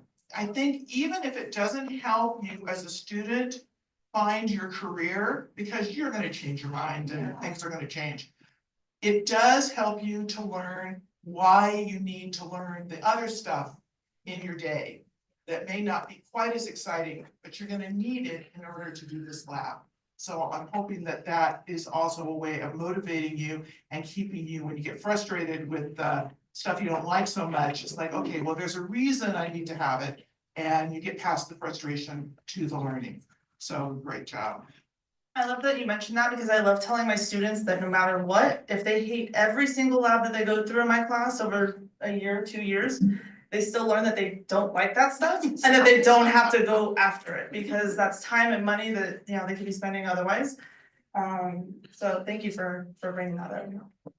Yeah, I just want to say, I think that's great that we have this in our middle schools, and as someone who goes to high school, I have a lot of friends that are in prior op programs and they love it. So I highly recommend that you continue it on in high school if you're still interested. Thank you.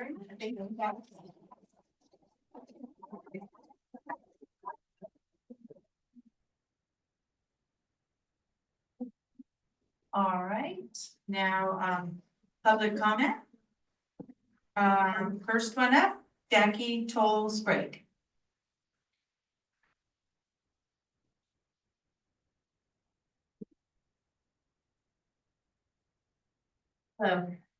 I'm here to address the urgent and growing need for additional specialized special education settings in our district. The current structure is not meeting the needs of students with autism, severe profound disabilities, and significant behavioral challenges. Without appropriate placement options, both students and staff are facing unsafe and unsustainable conditions. The severity of the students' needs have increased significantly, yet we lack the appropriate classroom settings to provide the necessary support. At this time, we need the return of autism-specific ABA classroom. Students with autism who require ABA-based instructions are not receiving the structured, evidence-based interventions that have been proven to help them succeed. Without the specialized setting, they are placed in environments that do not adequately support their learning, communication, and behavioral needs. A severe, profound setting. Students with the most significant disabilities require a classroom tailored to their unique needs, including high staff-to-student ratios, adaptive curriculum, and medical and sensory support. Without this option, they are often placed in classrooms that are not equipped to meet their needs, creating safety concerns for all. A behavior classroom for moderate severe needs. Many students require an intense behavioral support setting that provides structured intervention and crisis prevention strategies. Without this, students with high behavioral needs are placed in general special education settings where staff are not equipped to manage extreme behavior safely and effectively. The absence of these critical settings have created a crisis in our schools. Staff are overwhelmed.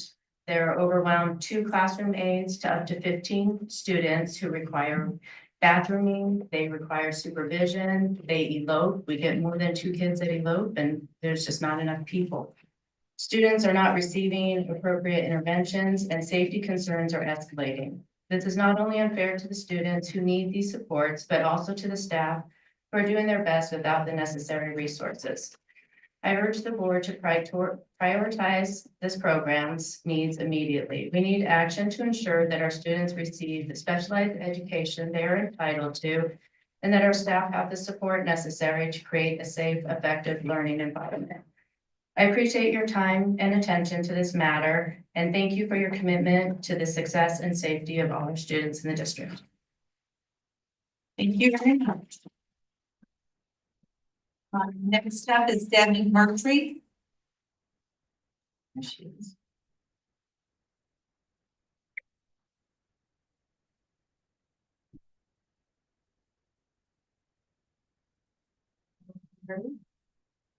Get to where I need to be really quick. I'm gonna put my new glasses on so I can see, because I need them now. Okay.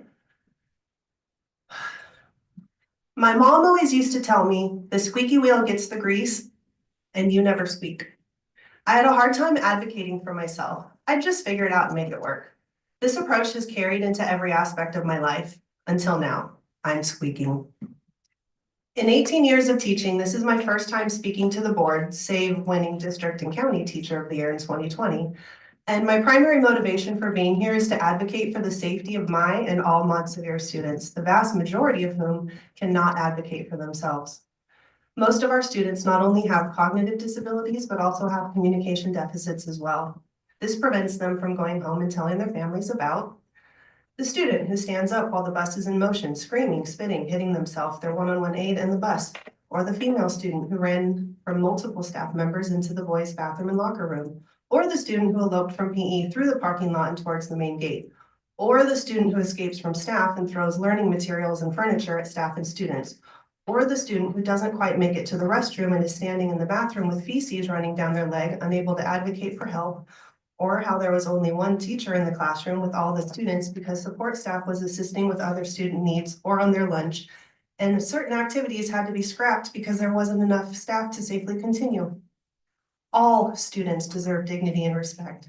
All students deserve a safe, stable learning environment. All students deserve a free and appropriate public education. Operative word being appropriate. The severity of needs of our students has increased. Students can no longer navigate campus, including bathrooms and cafeteria, independently. The severity of pervasive behaviors has increased. On January 23rd of this year, I recorded 72 pervasive behaviors: hitting, kicking, choking, pulling hair, screaming, spitting, throwing items, climbing, and jumping on furniture in one day from one student. And unfortunately, on top of all this, the class size max has increased. There was a time I had 5 students in my class because one was like the aforementioned student. Now I have multiple students like that and a max of 15.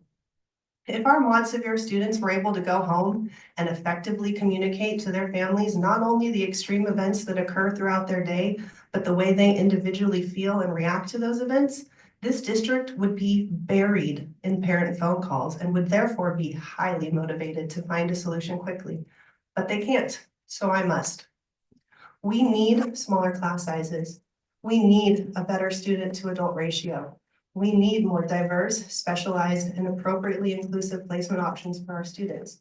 We need more help. If it was ethical to program a button in our kids' communication devices that explained how we see them behaving and feeling at school, parents would hear something like this on a regular basis. Today I was scared again.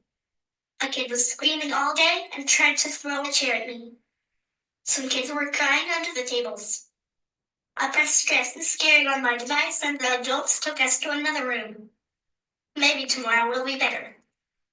But they can't squeak. Don't our students deserve better? Thank you.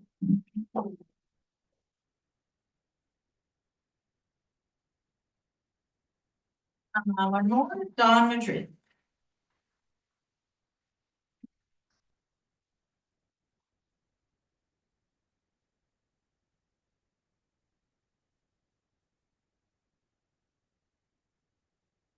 Good evening, Clerk Miller, Superintendent Binks, members of the board and cabinet. Thank you for the opportunity to speak again this month. I'm here to shine a well-deserved spotlight on a group of educators who often don't get enough recognition, our specialized teachers.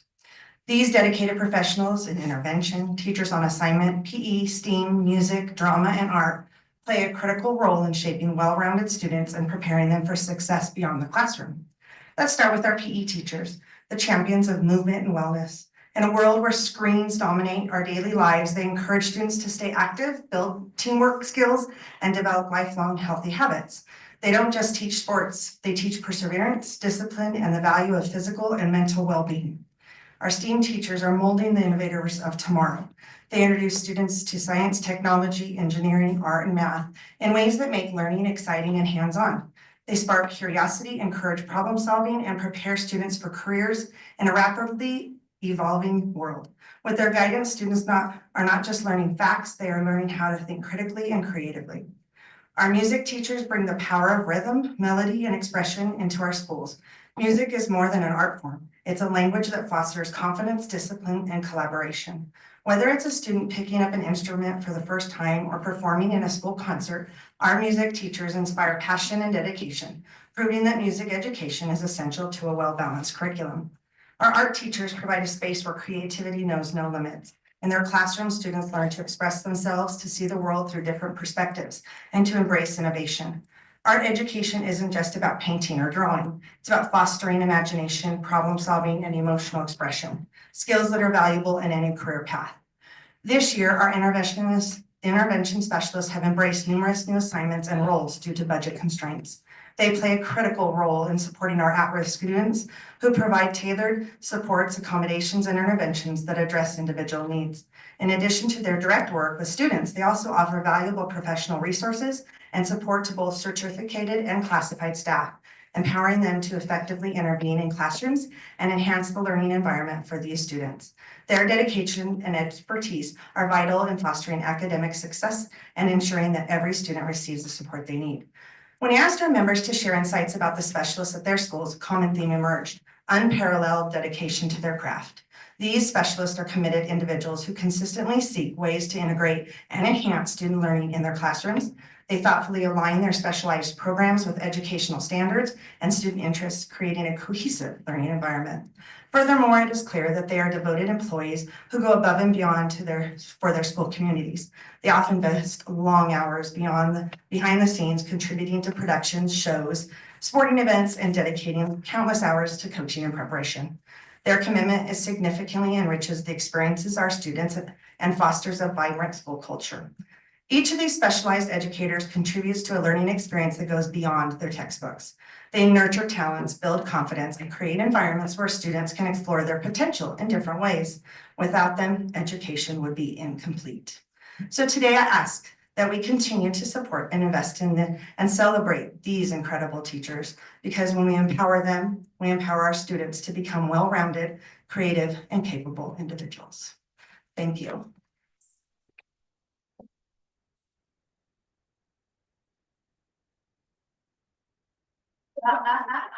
So cute. Went to ethics training. Yeah, I know. I'm gonna shake you out. Yeah, thank you. Oh, John, oh, good.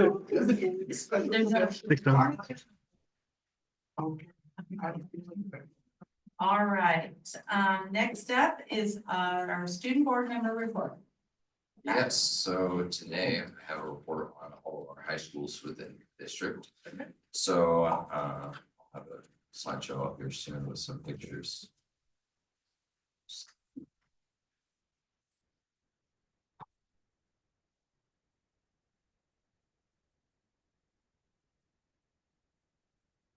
Can everyone hear me all right?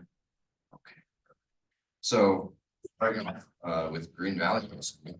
So recently they took part and they've been participating in the Freedom Riders, and they took a tour of the Museum of Tolerance. So their goal has been to help students gain perspective and shape their view of the world. And they went and it was such things as going to a Jewish deli and meeting Holocaust and Armenian genocide survivors, and other powerful interactions and connections like that. I was specifically asked to shout out Colleen, Jessica, Paula, and the Educational Services Department.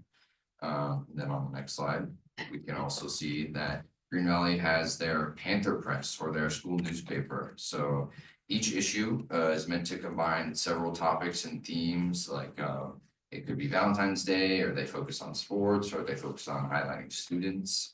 It is mainly student run, which I think is incredible. And so it's meant to represent their student body and their voices about stuff like sports, arts, academics, or community service. And then moving on to Oakview High School. So an awesome thing that's happening there is there's a student-led book club where a student stepped up and decided that they wanted to start a book club on campus, and it's been a huge community builder. Students, teachers, staff have all joined in at lunches, and they meet every Wednesday at lunch just to kind of share their love and knowledge of literature. And it's a great example of student leadership happening within our schools. And then on the next slide.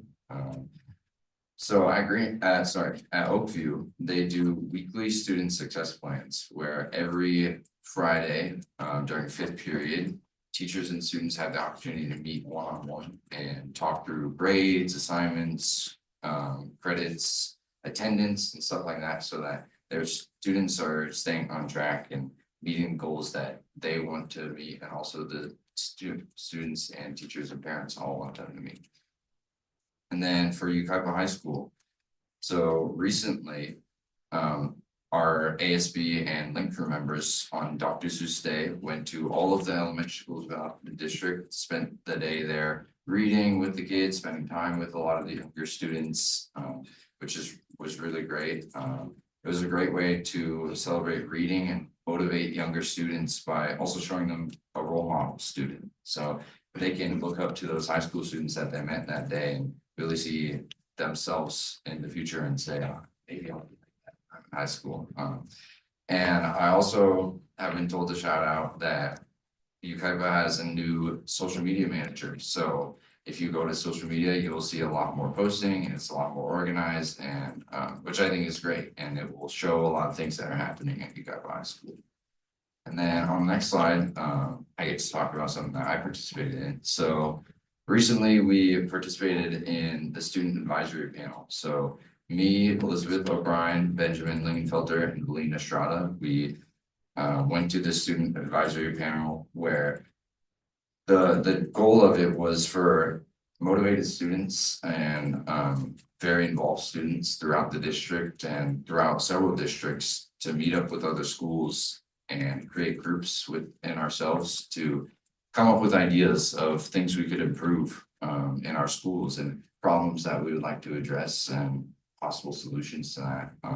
it was an incredible experience. I'm very glad that I went and had the opportunity to go. It's definitely given me some ideas that I would like to work on with you guys, and I'm hoping that also the goal of this panel was to present our presentations to a lot of influential adults and people that could also help make those policies even higher up in districts and through state stuff and things like that. So I think it was a great opportunity, and a lot of it was focused on mental health or chronic disease or just overall health in general.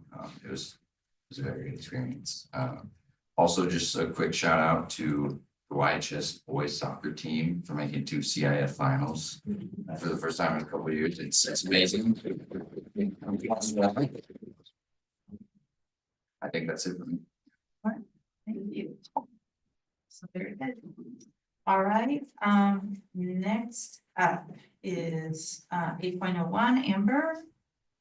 Wait right there. Second interim financial report.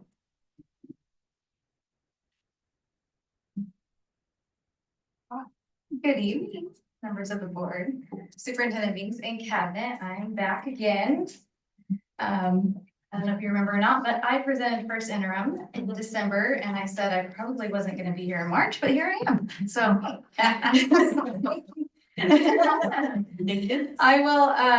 I'll try to make it quick. It's not much different than first interim, but it is different. So I will go over all the differences. So I'm going to show you the budget cycle again. Right now, so I told you we looked at first interim in December. So we made some adjustments in the meantime. We got the 25-26 governor's budget in January. So we got a little bit more information, made adjustments to the budget, and so now we're at the second interim financial report in March. So at this time, the second interim report includes financial activity from July 1st, 2024 through January 31st, 2025. Our certification is based on 3-year projections, 24-25, 25-26, and 26-27. We are again at the positive certification, which means we meet our financial obligations for the current and 2 subsequent years. So this is very good news still. This slide just shows what our COLA is that we used for our assumptions. For second interim, it's still 1.07 for 24-25. That's actual, it's not changing. But 25-26 is projected and 26-27 is also projected. So it went up a little bit. 25-26 is projected to be 2.43% and 26-27 is 3.52. These numbers can fluctuate, as you can see from first interim, they fluctuate a little bit and up, which is a good thing. But they could go either way, up or down. For right now, that's the numbers that we used. So this is a little snapshot of, I don't know if you noticed, but there's a 164-page document in there. So I try to simplify it a little bit for everybody. So this is just kind of a snapshot of the real important things. So our revenue for 24-25 is around 105 million. 25-26 is around almost the same. And then 26-27 is 107 million. And I won't read all the numbers to you, but I know you can tell that we're still deficit spending. So we're going to be working on that. One thing that did change between first interim and second interim is that the board committed $2 million for safety, which we're really excited about. I know we have a lot of really good ideas for those funds. So those funds did come out of the ADA contingency account, and so you can see that it's taken out of that.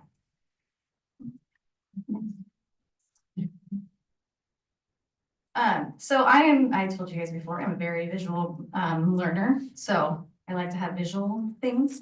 So this is just kind of a breakdown of what our 24-25 unrestricted expenditures are going to, and the percentages as well. Again, it hasn't really changed since first interim, but I did kind of want to highlight, I know we were talking about our special education program and how much that costs. So I do have a little section on here for contributions. So that's actually how much we're contributing to the special ed program and also maintenance and operations. So it's combined. But I think SPED is around 14 million that we contribute. So if you took that into consideration, I also wrote down a couple other numbers in here. We spend around $23 million just on special education programs. We receive around $7 million from the state, which is about 30%. And then we receive $2 million from federal, which is around 9%. And the rest comes out of this funding right here, which is 61%. So Dr. Matheny was very, very close to what we actually are spending, so. This slide just shows our enrollment, our funded average daily attendance or ADA, and then our actual ADA. We have 3 options to be funded. It's either prior year ADA, current year ADA, or average of 3 years. And we get to decide which one's the highest, and then we can pick that one and go with that. So right now, our average 3 years is the highest ADA that we can do. And of course, we're funded on our ADA and not actually the enrollment. But as you can see, it's starting to get a little bit closer to our actual ADA. So the 3 year is helping us, but only very slightly. So at first interim, I informed the board about the new independent study laws that took place in 24-25. This time I wanted to highlight the new attendance recovery laws that will take effect in 25-26. So starting in 25-26, California schools will be able to recover up to 10 days of attendance per student through attendance recovery programs. So as you know, we do Saturday school right now, and we can recoup ADA through that. But that's only once a month. So 1 Saturday a month, and that's it. This is going to be very similar to that, but we can offer programs before and after school, and we can do it during holidays and weekends. We definitely have to come up with a plan for it, but we can have the schools use programs to offset absences and reduce chronic absenteeism. So this is a really good opportunity for us that we're really excited about.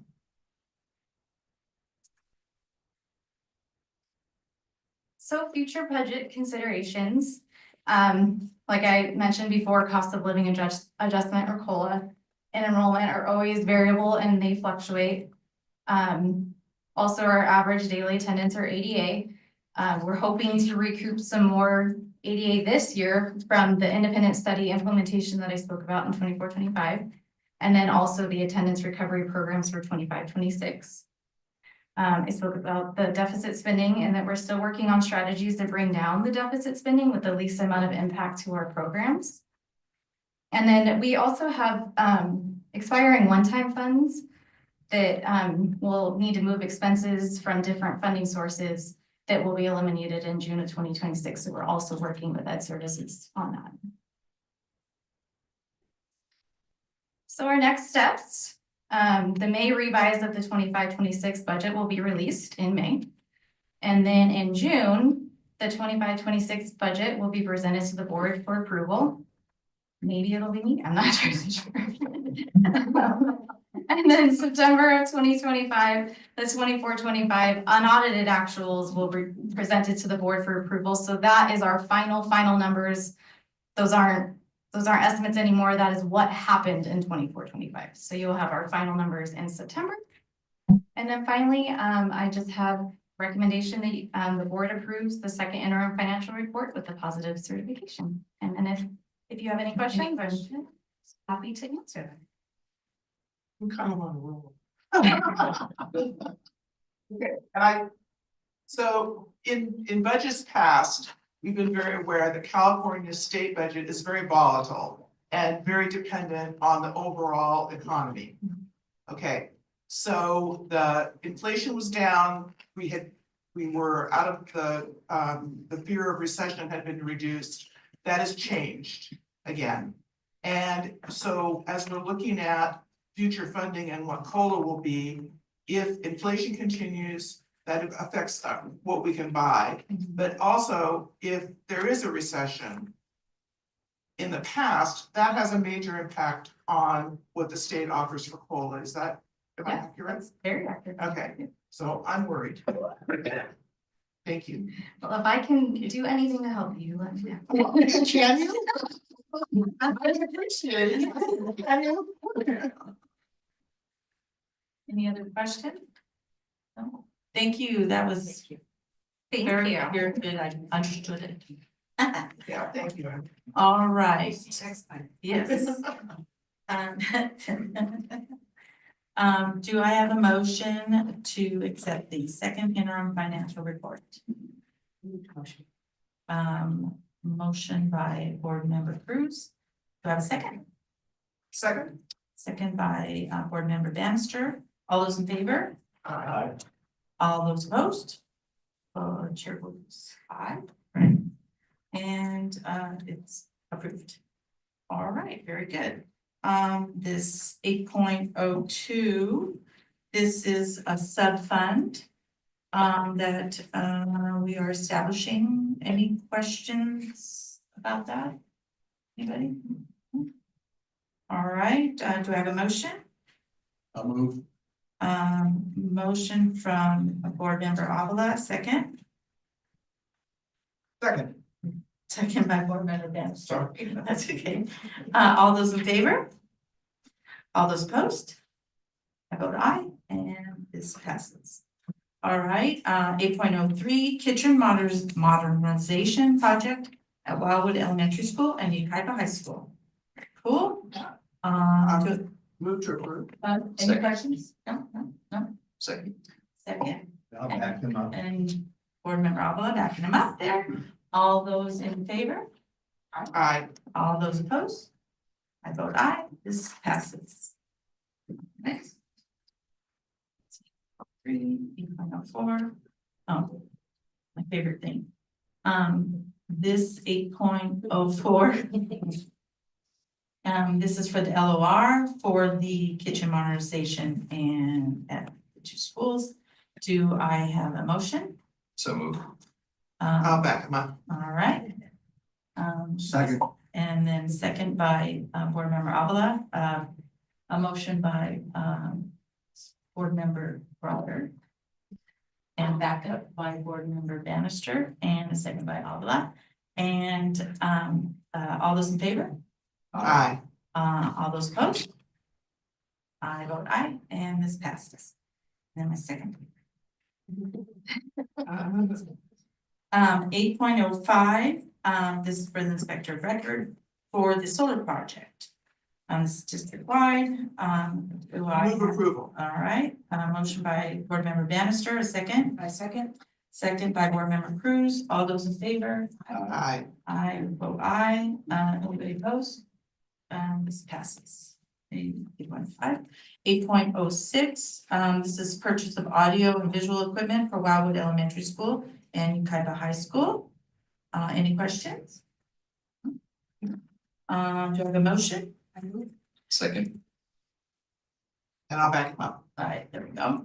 A motion by Board Member Cruz, a second by Board Member Breyer and Bannister as a back.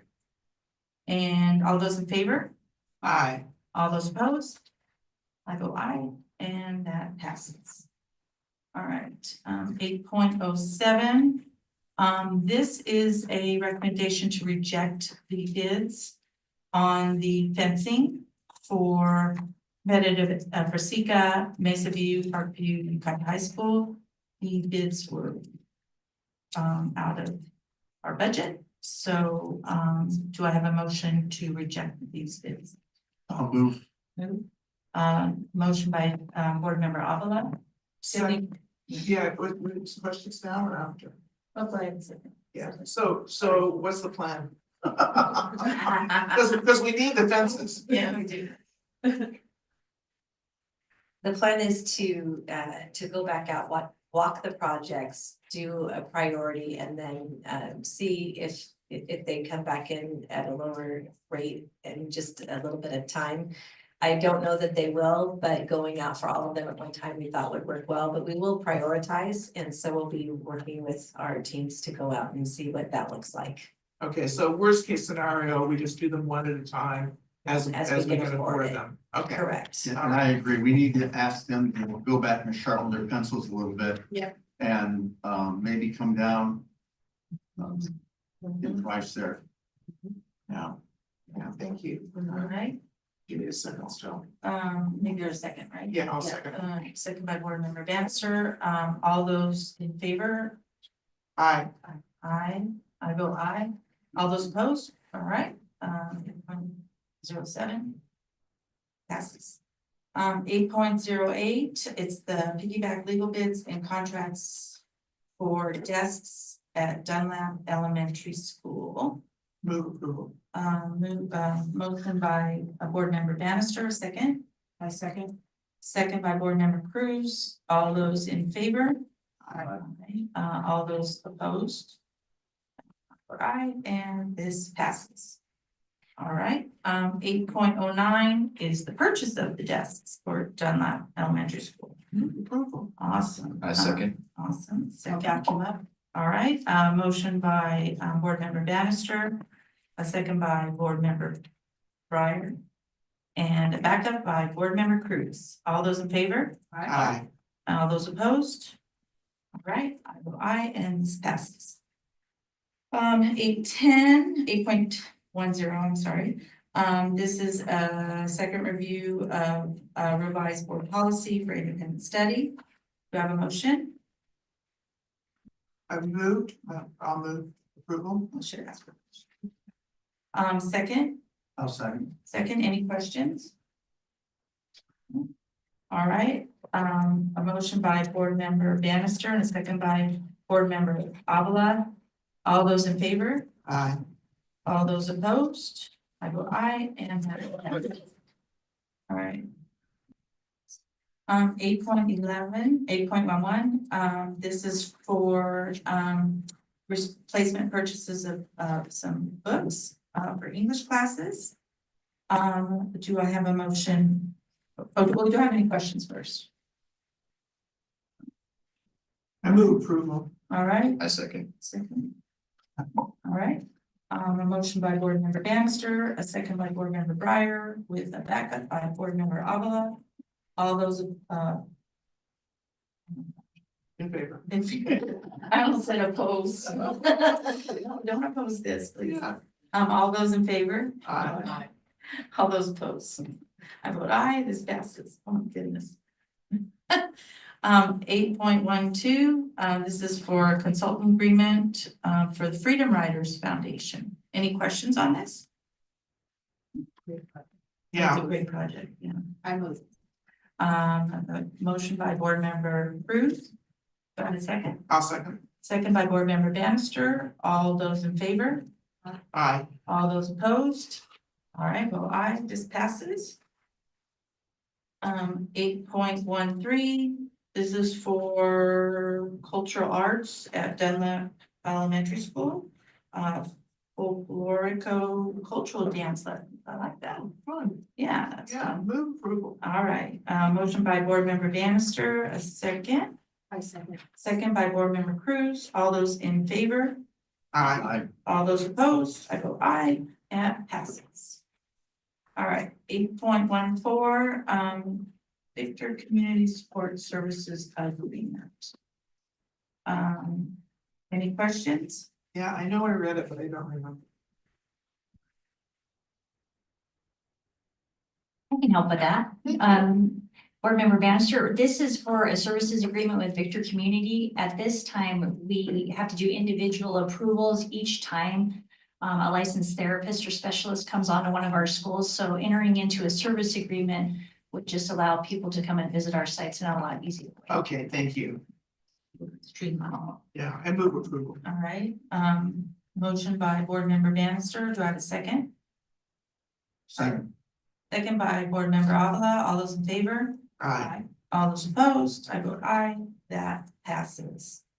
8.15, the academic calendar. Oh my goodness, the 26-27 academic calendar. What the heck?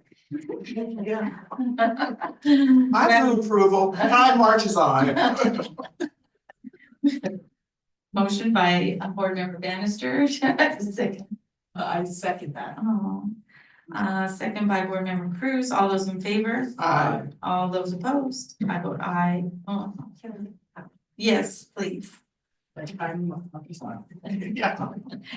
Time does march on. This is, this calendar has a little bit of an anomaly. Normally, we have graduation on that first Wednesday in June.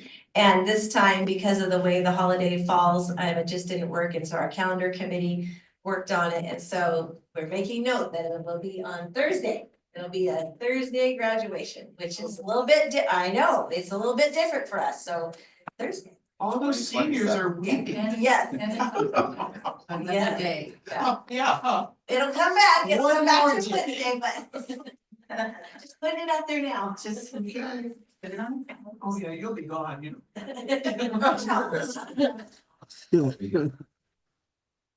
All right, finish that one, right? Yeah, okay.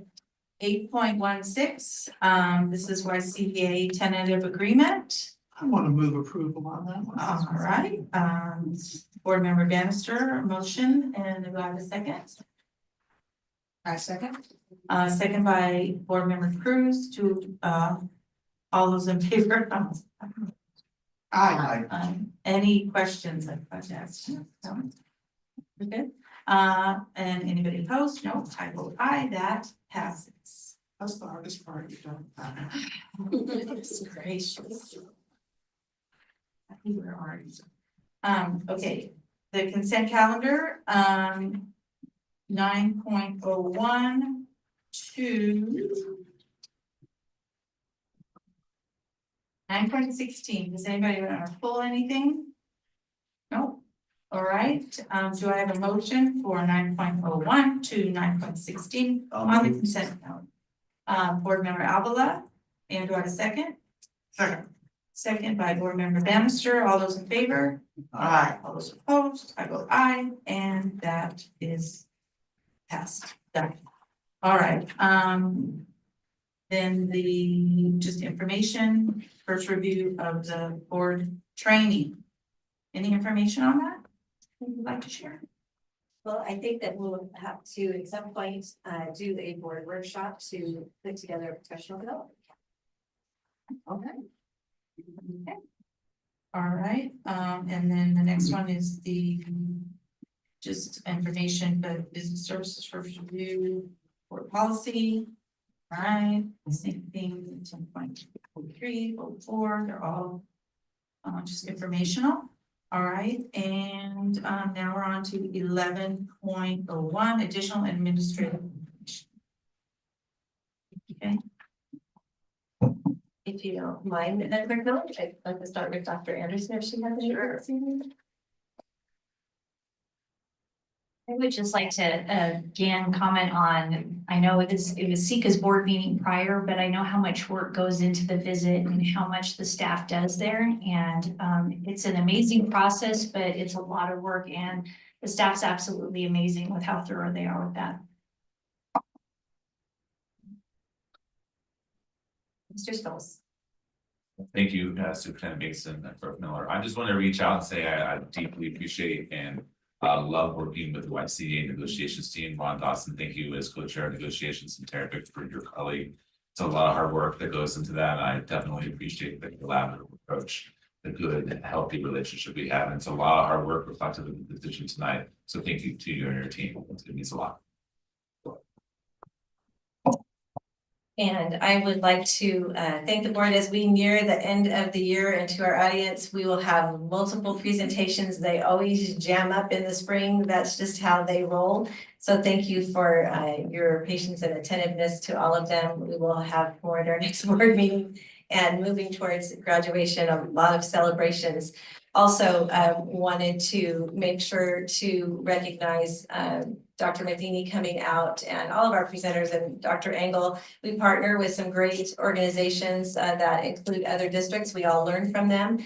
And then looking forward, thank you for the appointment of Mrs. Pearson to special education. And I want to take an opportunity to thank Dr. Anderson, because she has been not only doing the student services executive director job, but also several other director jobs that have been vacant for a bit. And so, and hasn't skipped a beat, and isn't even grumpy. So thank you, Dr. Anderson, for holding down the fort, and for your team of who was left, which is really Dr. Lingenfelter and Mr. Kirkland, to support the work while others have been out for personal necessity reasons and also have retired. And so there's just been a lot of change that's gone on, and it does take a village. So thank you for that.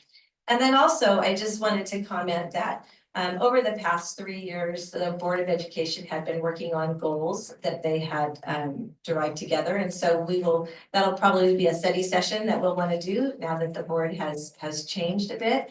And during the time that we were doing that work with our union leaders present, and then moving forward, having those ongoing conversations, we have been focusing on student voice, and that is our purpose statement is to make a difference in the life of every child. And with that, we decided that student voice was going to be integral to that.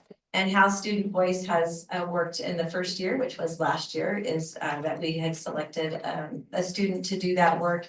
And they reported back to our leadership team on occasions, and then also addressed our entire team at our start of this school year in August. And so we continue to do that work, and it's supported by the teachers on assignment, Megan Hill and Kim Caricato, and then also by Mr. Bradley. This year we've had to reschedule several times. Our students are incredibly busy. I know Josh is incredibly busy, and last time he came with some suggestions on how to do some mentoring to kind of help bring a junior classmate along, and then also to help when you're trying to meet all of your deadlines and timelines as a senior for the work that you have to do. And so we actually have an application for you to look at this evening, Board Member Breyer, that Stella has for you to look over so that we can begin to train that junior. And then that junior will naturally matriculate into the senior position that Josh is holding right now. With that, the student voice position would not be lost, but we do want to reframe that work, because we know that as we have our students come and present and do different work with our leadership team, that the way that we do that has to be carefully worked through. And so we know that kids would rather have McDonald's, but your food is phenomenal. It's really hard to compete with McDonald's, and they do have toys. Maybe that's another thing. And we also know that students love to be out with one another and socialize, and that learning isn't always what they want to do. That's why they're kids. And we want to make sure that we understand that. We also want to make sure that when we're receiving that student voice piece, that we are working through the process of making sure that we present it professionally, and that we also lead our teachers to understand where that voice is coming from and what that means. And so those presentations we do at leadership team should be going back to our teachers. And so we want to make sure that everyone knows that our students, our student board member who got to attend a conference, continually learning about his position. Same with our junior person who will be coming along, and our student voice person. And we're going to be spending some more time with that and using that training, Josh, that you have had to make sure that everyone's trained in the right way. And so in no way is the student voice piece to be something that is negative about what we do. It's to hear from the people that we want to support and make a difference in their lives. And so we will work on that so that we can make sure that the ways that we want to move forward are described in a way that support the people who do the work, which is our certificate and our classified personnel. So we're going to continue working on that. And Josh, thank you for all of your suggestions. They have been phenomenal. I don't know that you can graduate. You might just have to stay. How about that, Mom? Is that okay? I think this is often, but yes. All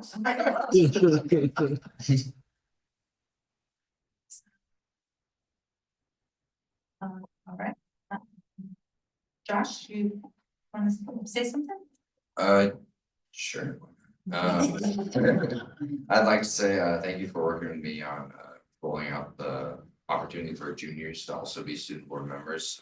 Just to kind of reiterate why I thought it was important. I went to a conference in December where I learned a lot about being a student board member and how it should look. And the most helpful people that I talked to there were student board members their junior year and then did it again for their senior year. And I got to talk to them while they were senior and they knew all their stuff. They knew what they were doing. They had great suggestions. So I was hoping to implement that in our school, where we can open it to juniors. And if a junior is very enthusiastic and wants to do that, then it would be perfect to have that rollover where they get more experience and their second year, they can do an even better job than they did first year. And I think it will also help the turnover of student board members where there's not any loss and we don't know what to do, or there's no, I guess, awkward phase when during transition. So I think it was important and I really appreciate you guys working with me for that. I hope that goes well. Yeah. Thank you. Board member Alcala? Yes, thank you. You know, I really enjoyed the presentations today. There was a lot of information, more than I could absorb. So I'm going to keep this and kind of review it, and hopefully I can garner a little bit more. What I was thoroughly impressed with was that there was at least 2 presentations that talked about critical thinking, and which is so important in our society today. And they gave us a little cheat sheets here, in case I have nothing to say, which I usually don't. But it says here, it's amazing that Ridgeview School is prioritizing skill development with students engaging in projects that emphasize writing, presentation, and critical thinking. And for whatever reason, my mind goes this direction. You know, Newton's second law of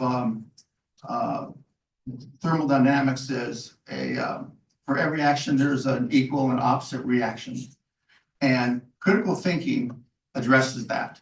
And sometimes we don't always have the critical thinking and decisions are made and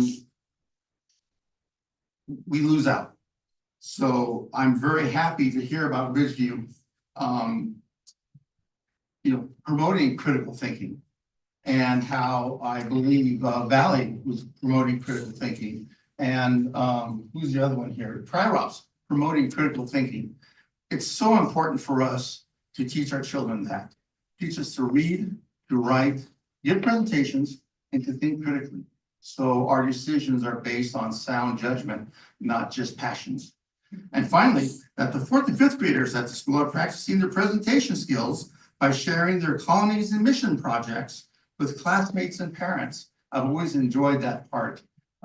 We didn't have the colonies, but we certainly had the California missions when I was in elementary school back in the, we'll say, late 50s, I think. So it was a while ago, but I enjoyed this. This is just good information to know. That's it. All right. Board member Cruz? Well, thank you, Kelly and having it for really showing that you take Josh's ideas and really fast track it and get a resolution. So thank you guys for all your hard work. And I know you guys are super overwhelmed, but now we got a Zen room coming. So if we, you know, maybe we'll work out maybe CECA and maybe kind of work on that. I had the privilege of going to a few schools, and this was my first time. So I was very eager and did my homework because it's been a while since I actually sat in a class.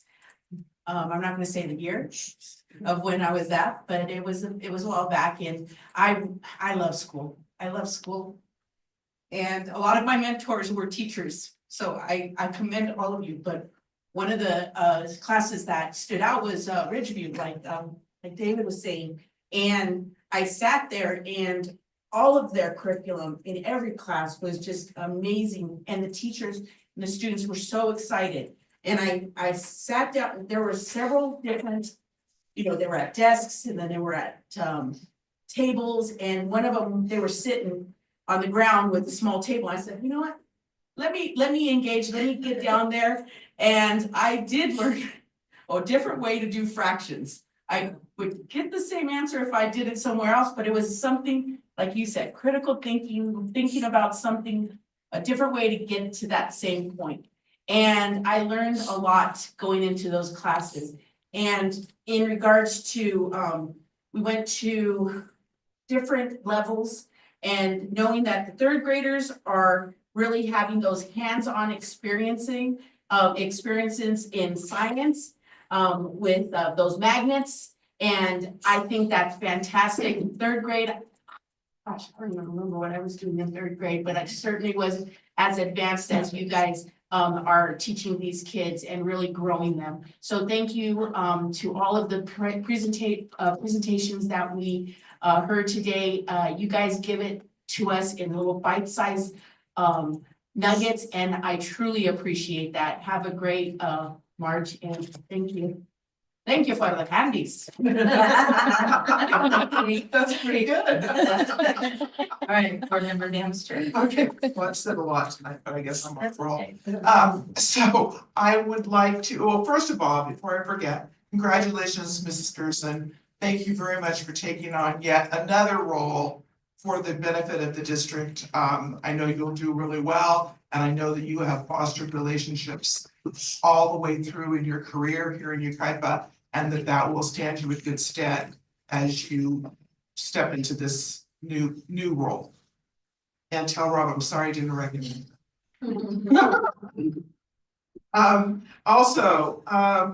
Okay, we honored our certificated employees. I want to give another shout out to somebody that didn't make this round. Lori McGrand works in that office back there in business services, and she takes care of your insurance. Okay, so I don't remember whether she was here when I was a teacher, but since I've been on so as a board member, one of the things you get is you can get on the district insurance as a board member. So after until 65, I could be on my teacher insurance. Then I moved over to be on the district insurance with the other cabinet members and stuff. But now I made the transition.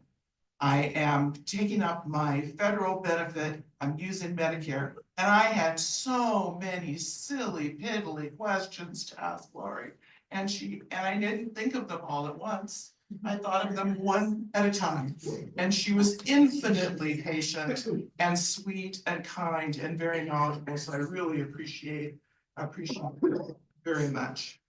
And then the last thing is Ridgeview. So evidently there was a winter wonderland dance. And this makes me remember my kids went to Ridgeview. And one of the highlights of my daughter's experience at Ridgeview was the square dancing. I ran across the skirt that I made her for that event. It's in the cedar chest waiting for my granddaughter, who probably won't want anything to do with it, but it's waiting there. And I know that those kinds of experiences make a huge difference in the lives of the kids.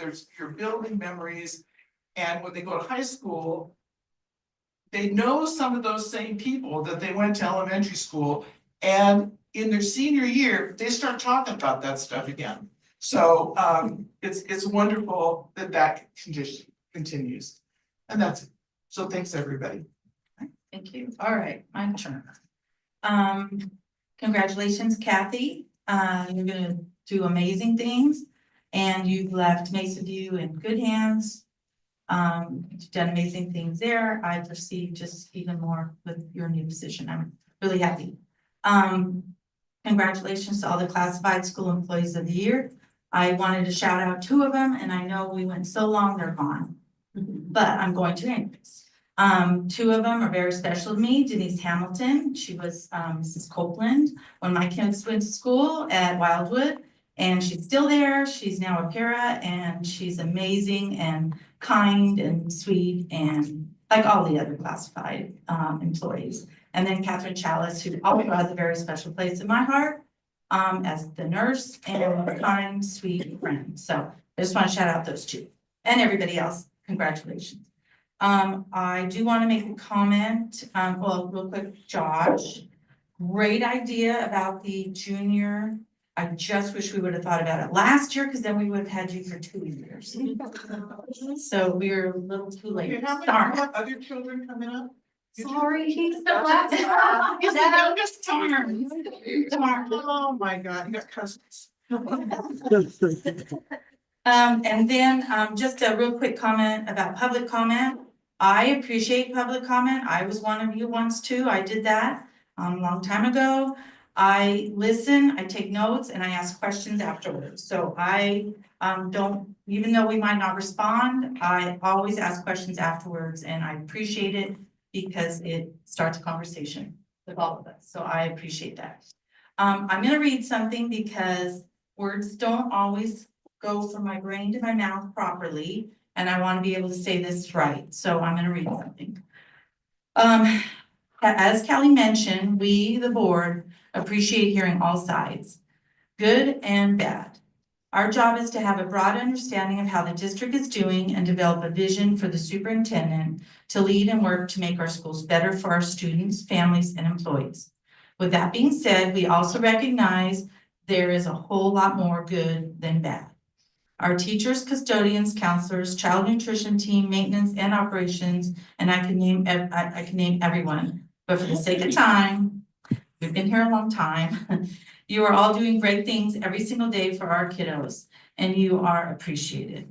We can't forget East Valley SELPA and Rock who presented this evening, and they are amazing too. Everyone is giving their all to support our students, families, and each other, and we all think you are doing incredible things each and every day. If there weren't any complaints, then we would really be worried. Just kidding. On behalf of the board, thank you all for supporting our kiddos and time again, always. I see that at every meeting. It's just amazing. And I love the presentations because I love to see what's going on. So that's all I want to say. That's it. And we have to go into closed session. So meeting adjourned.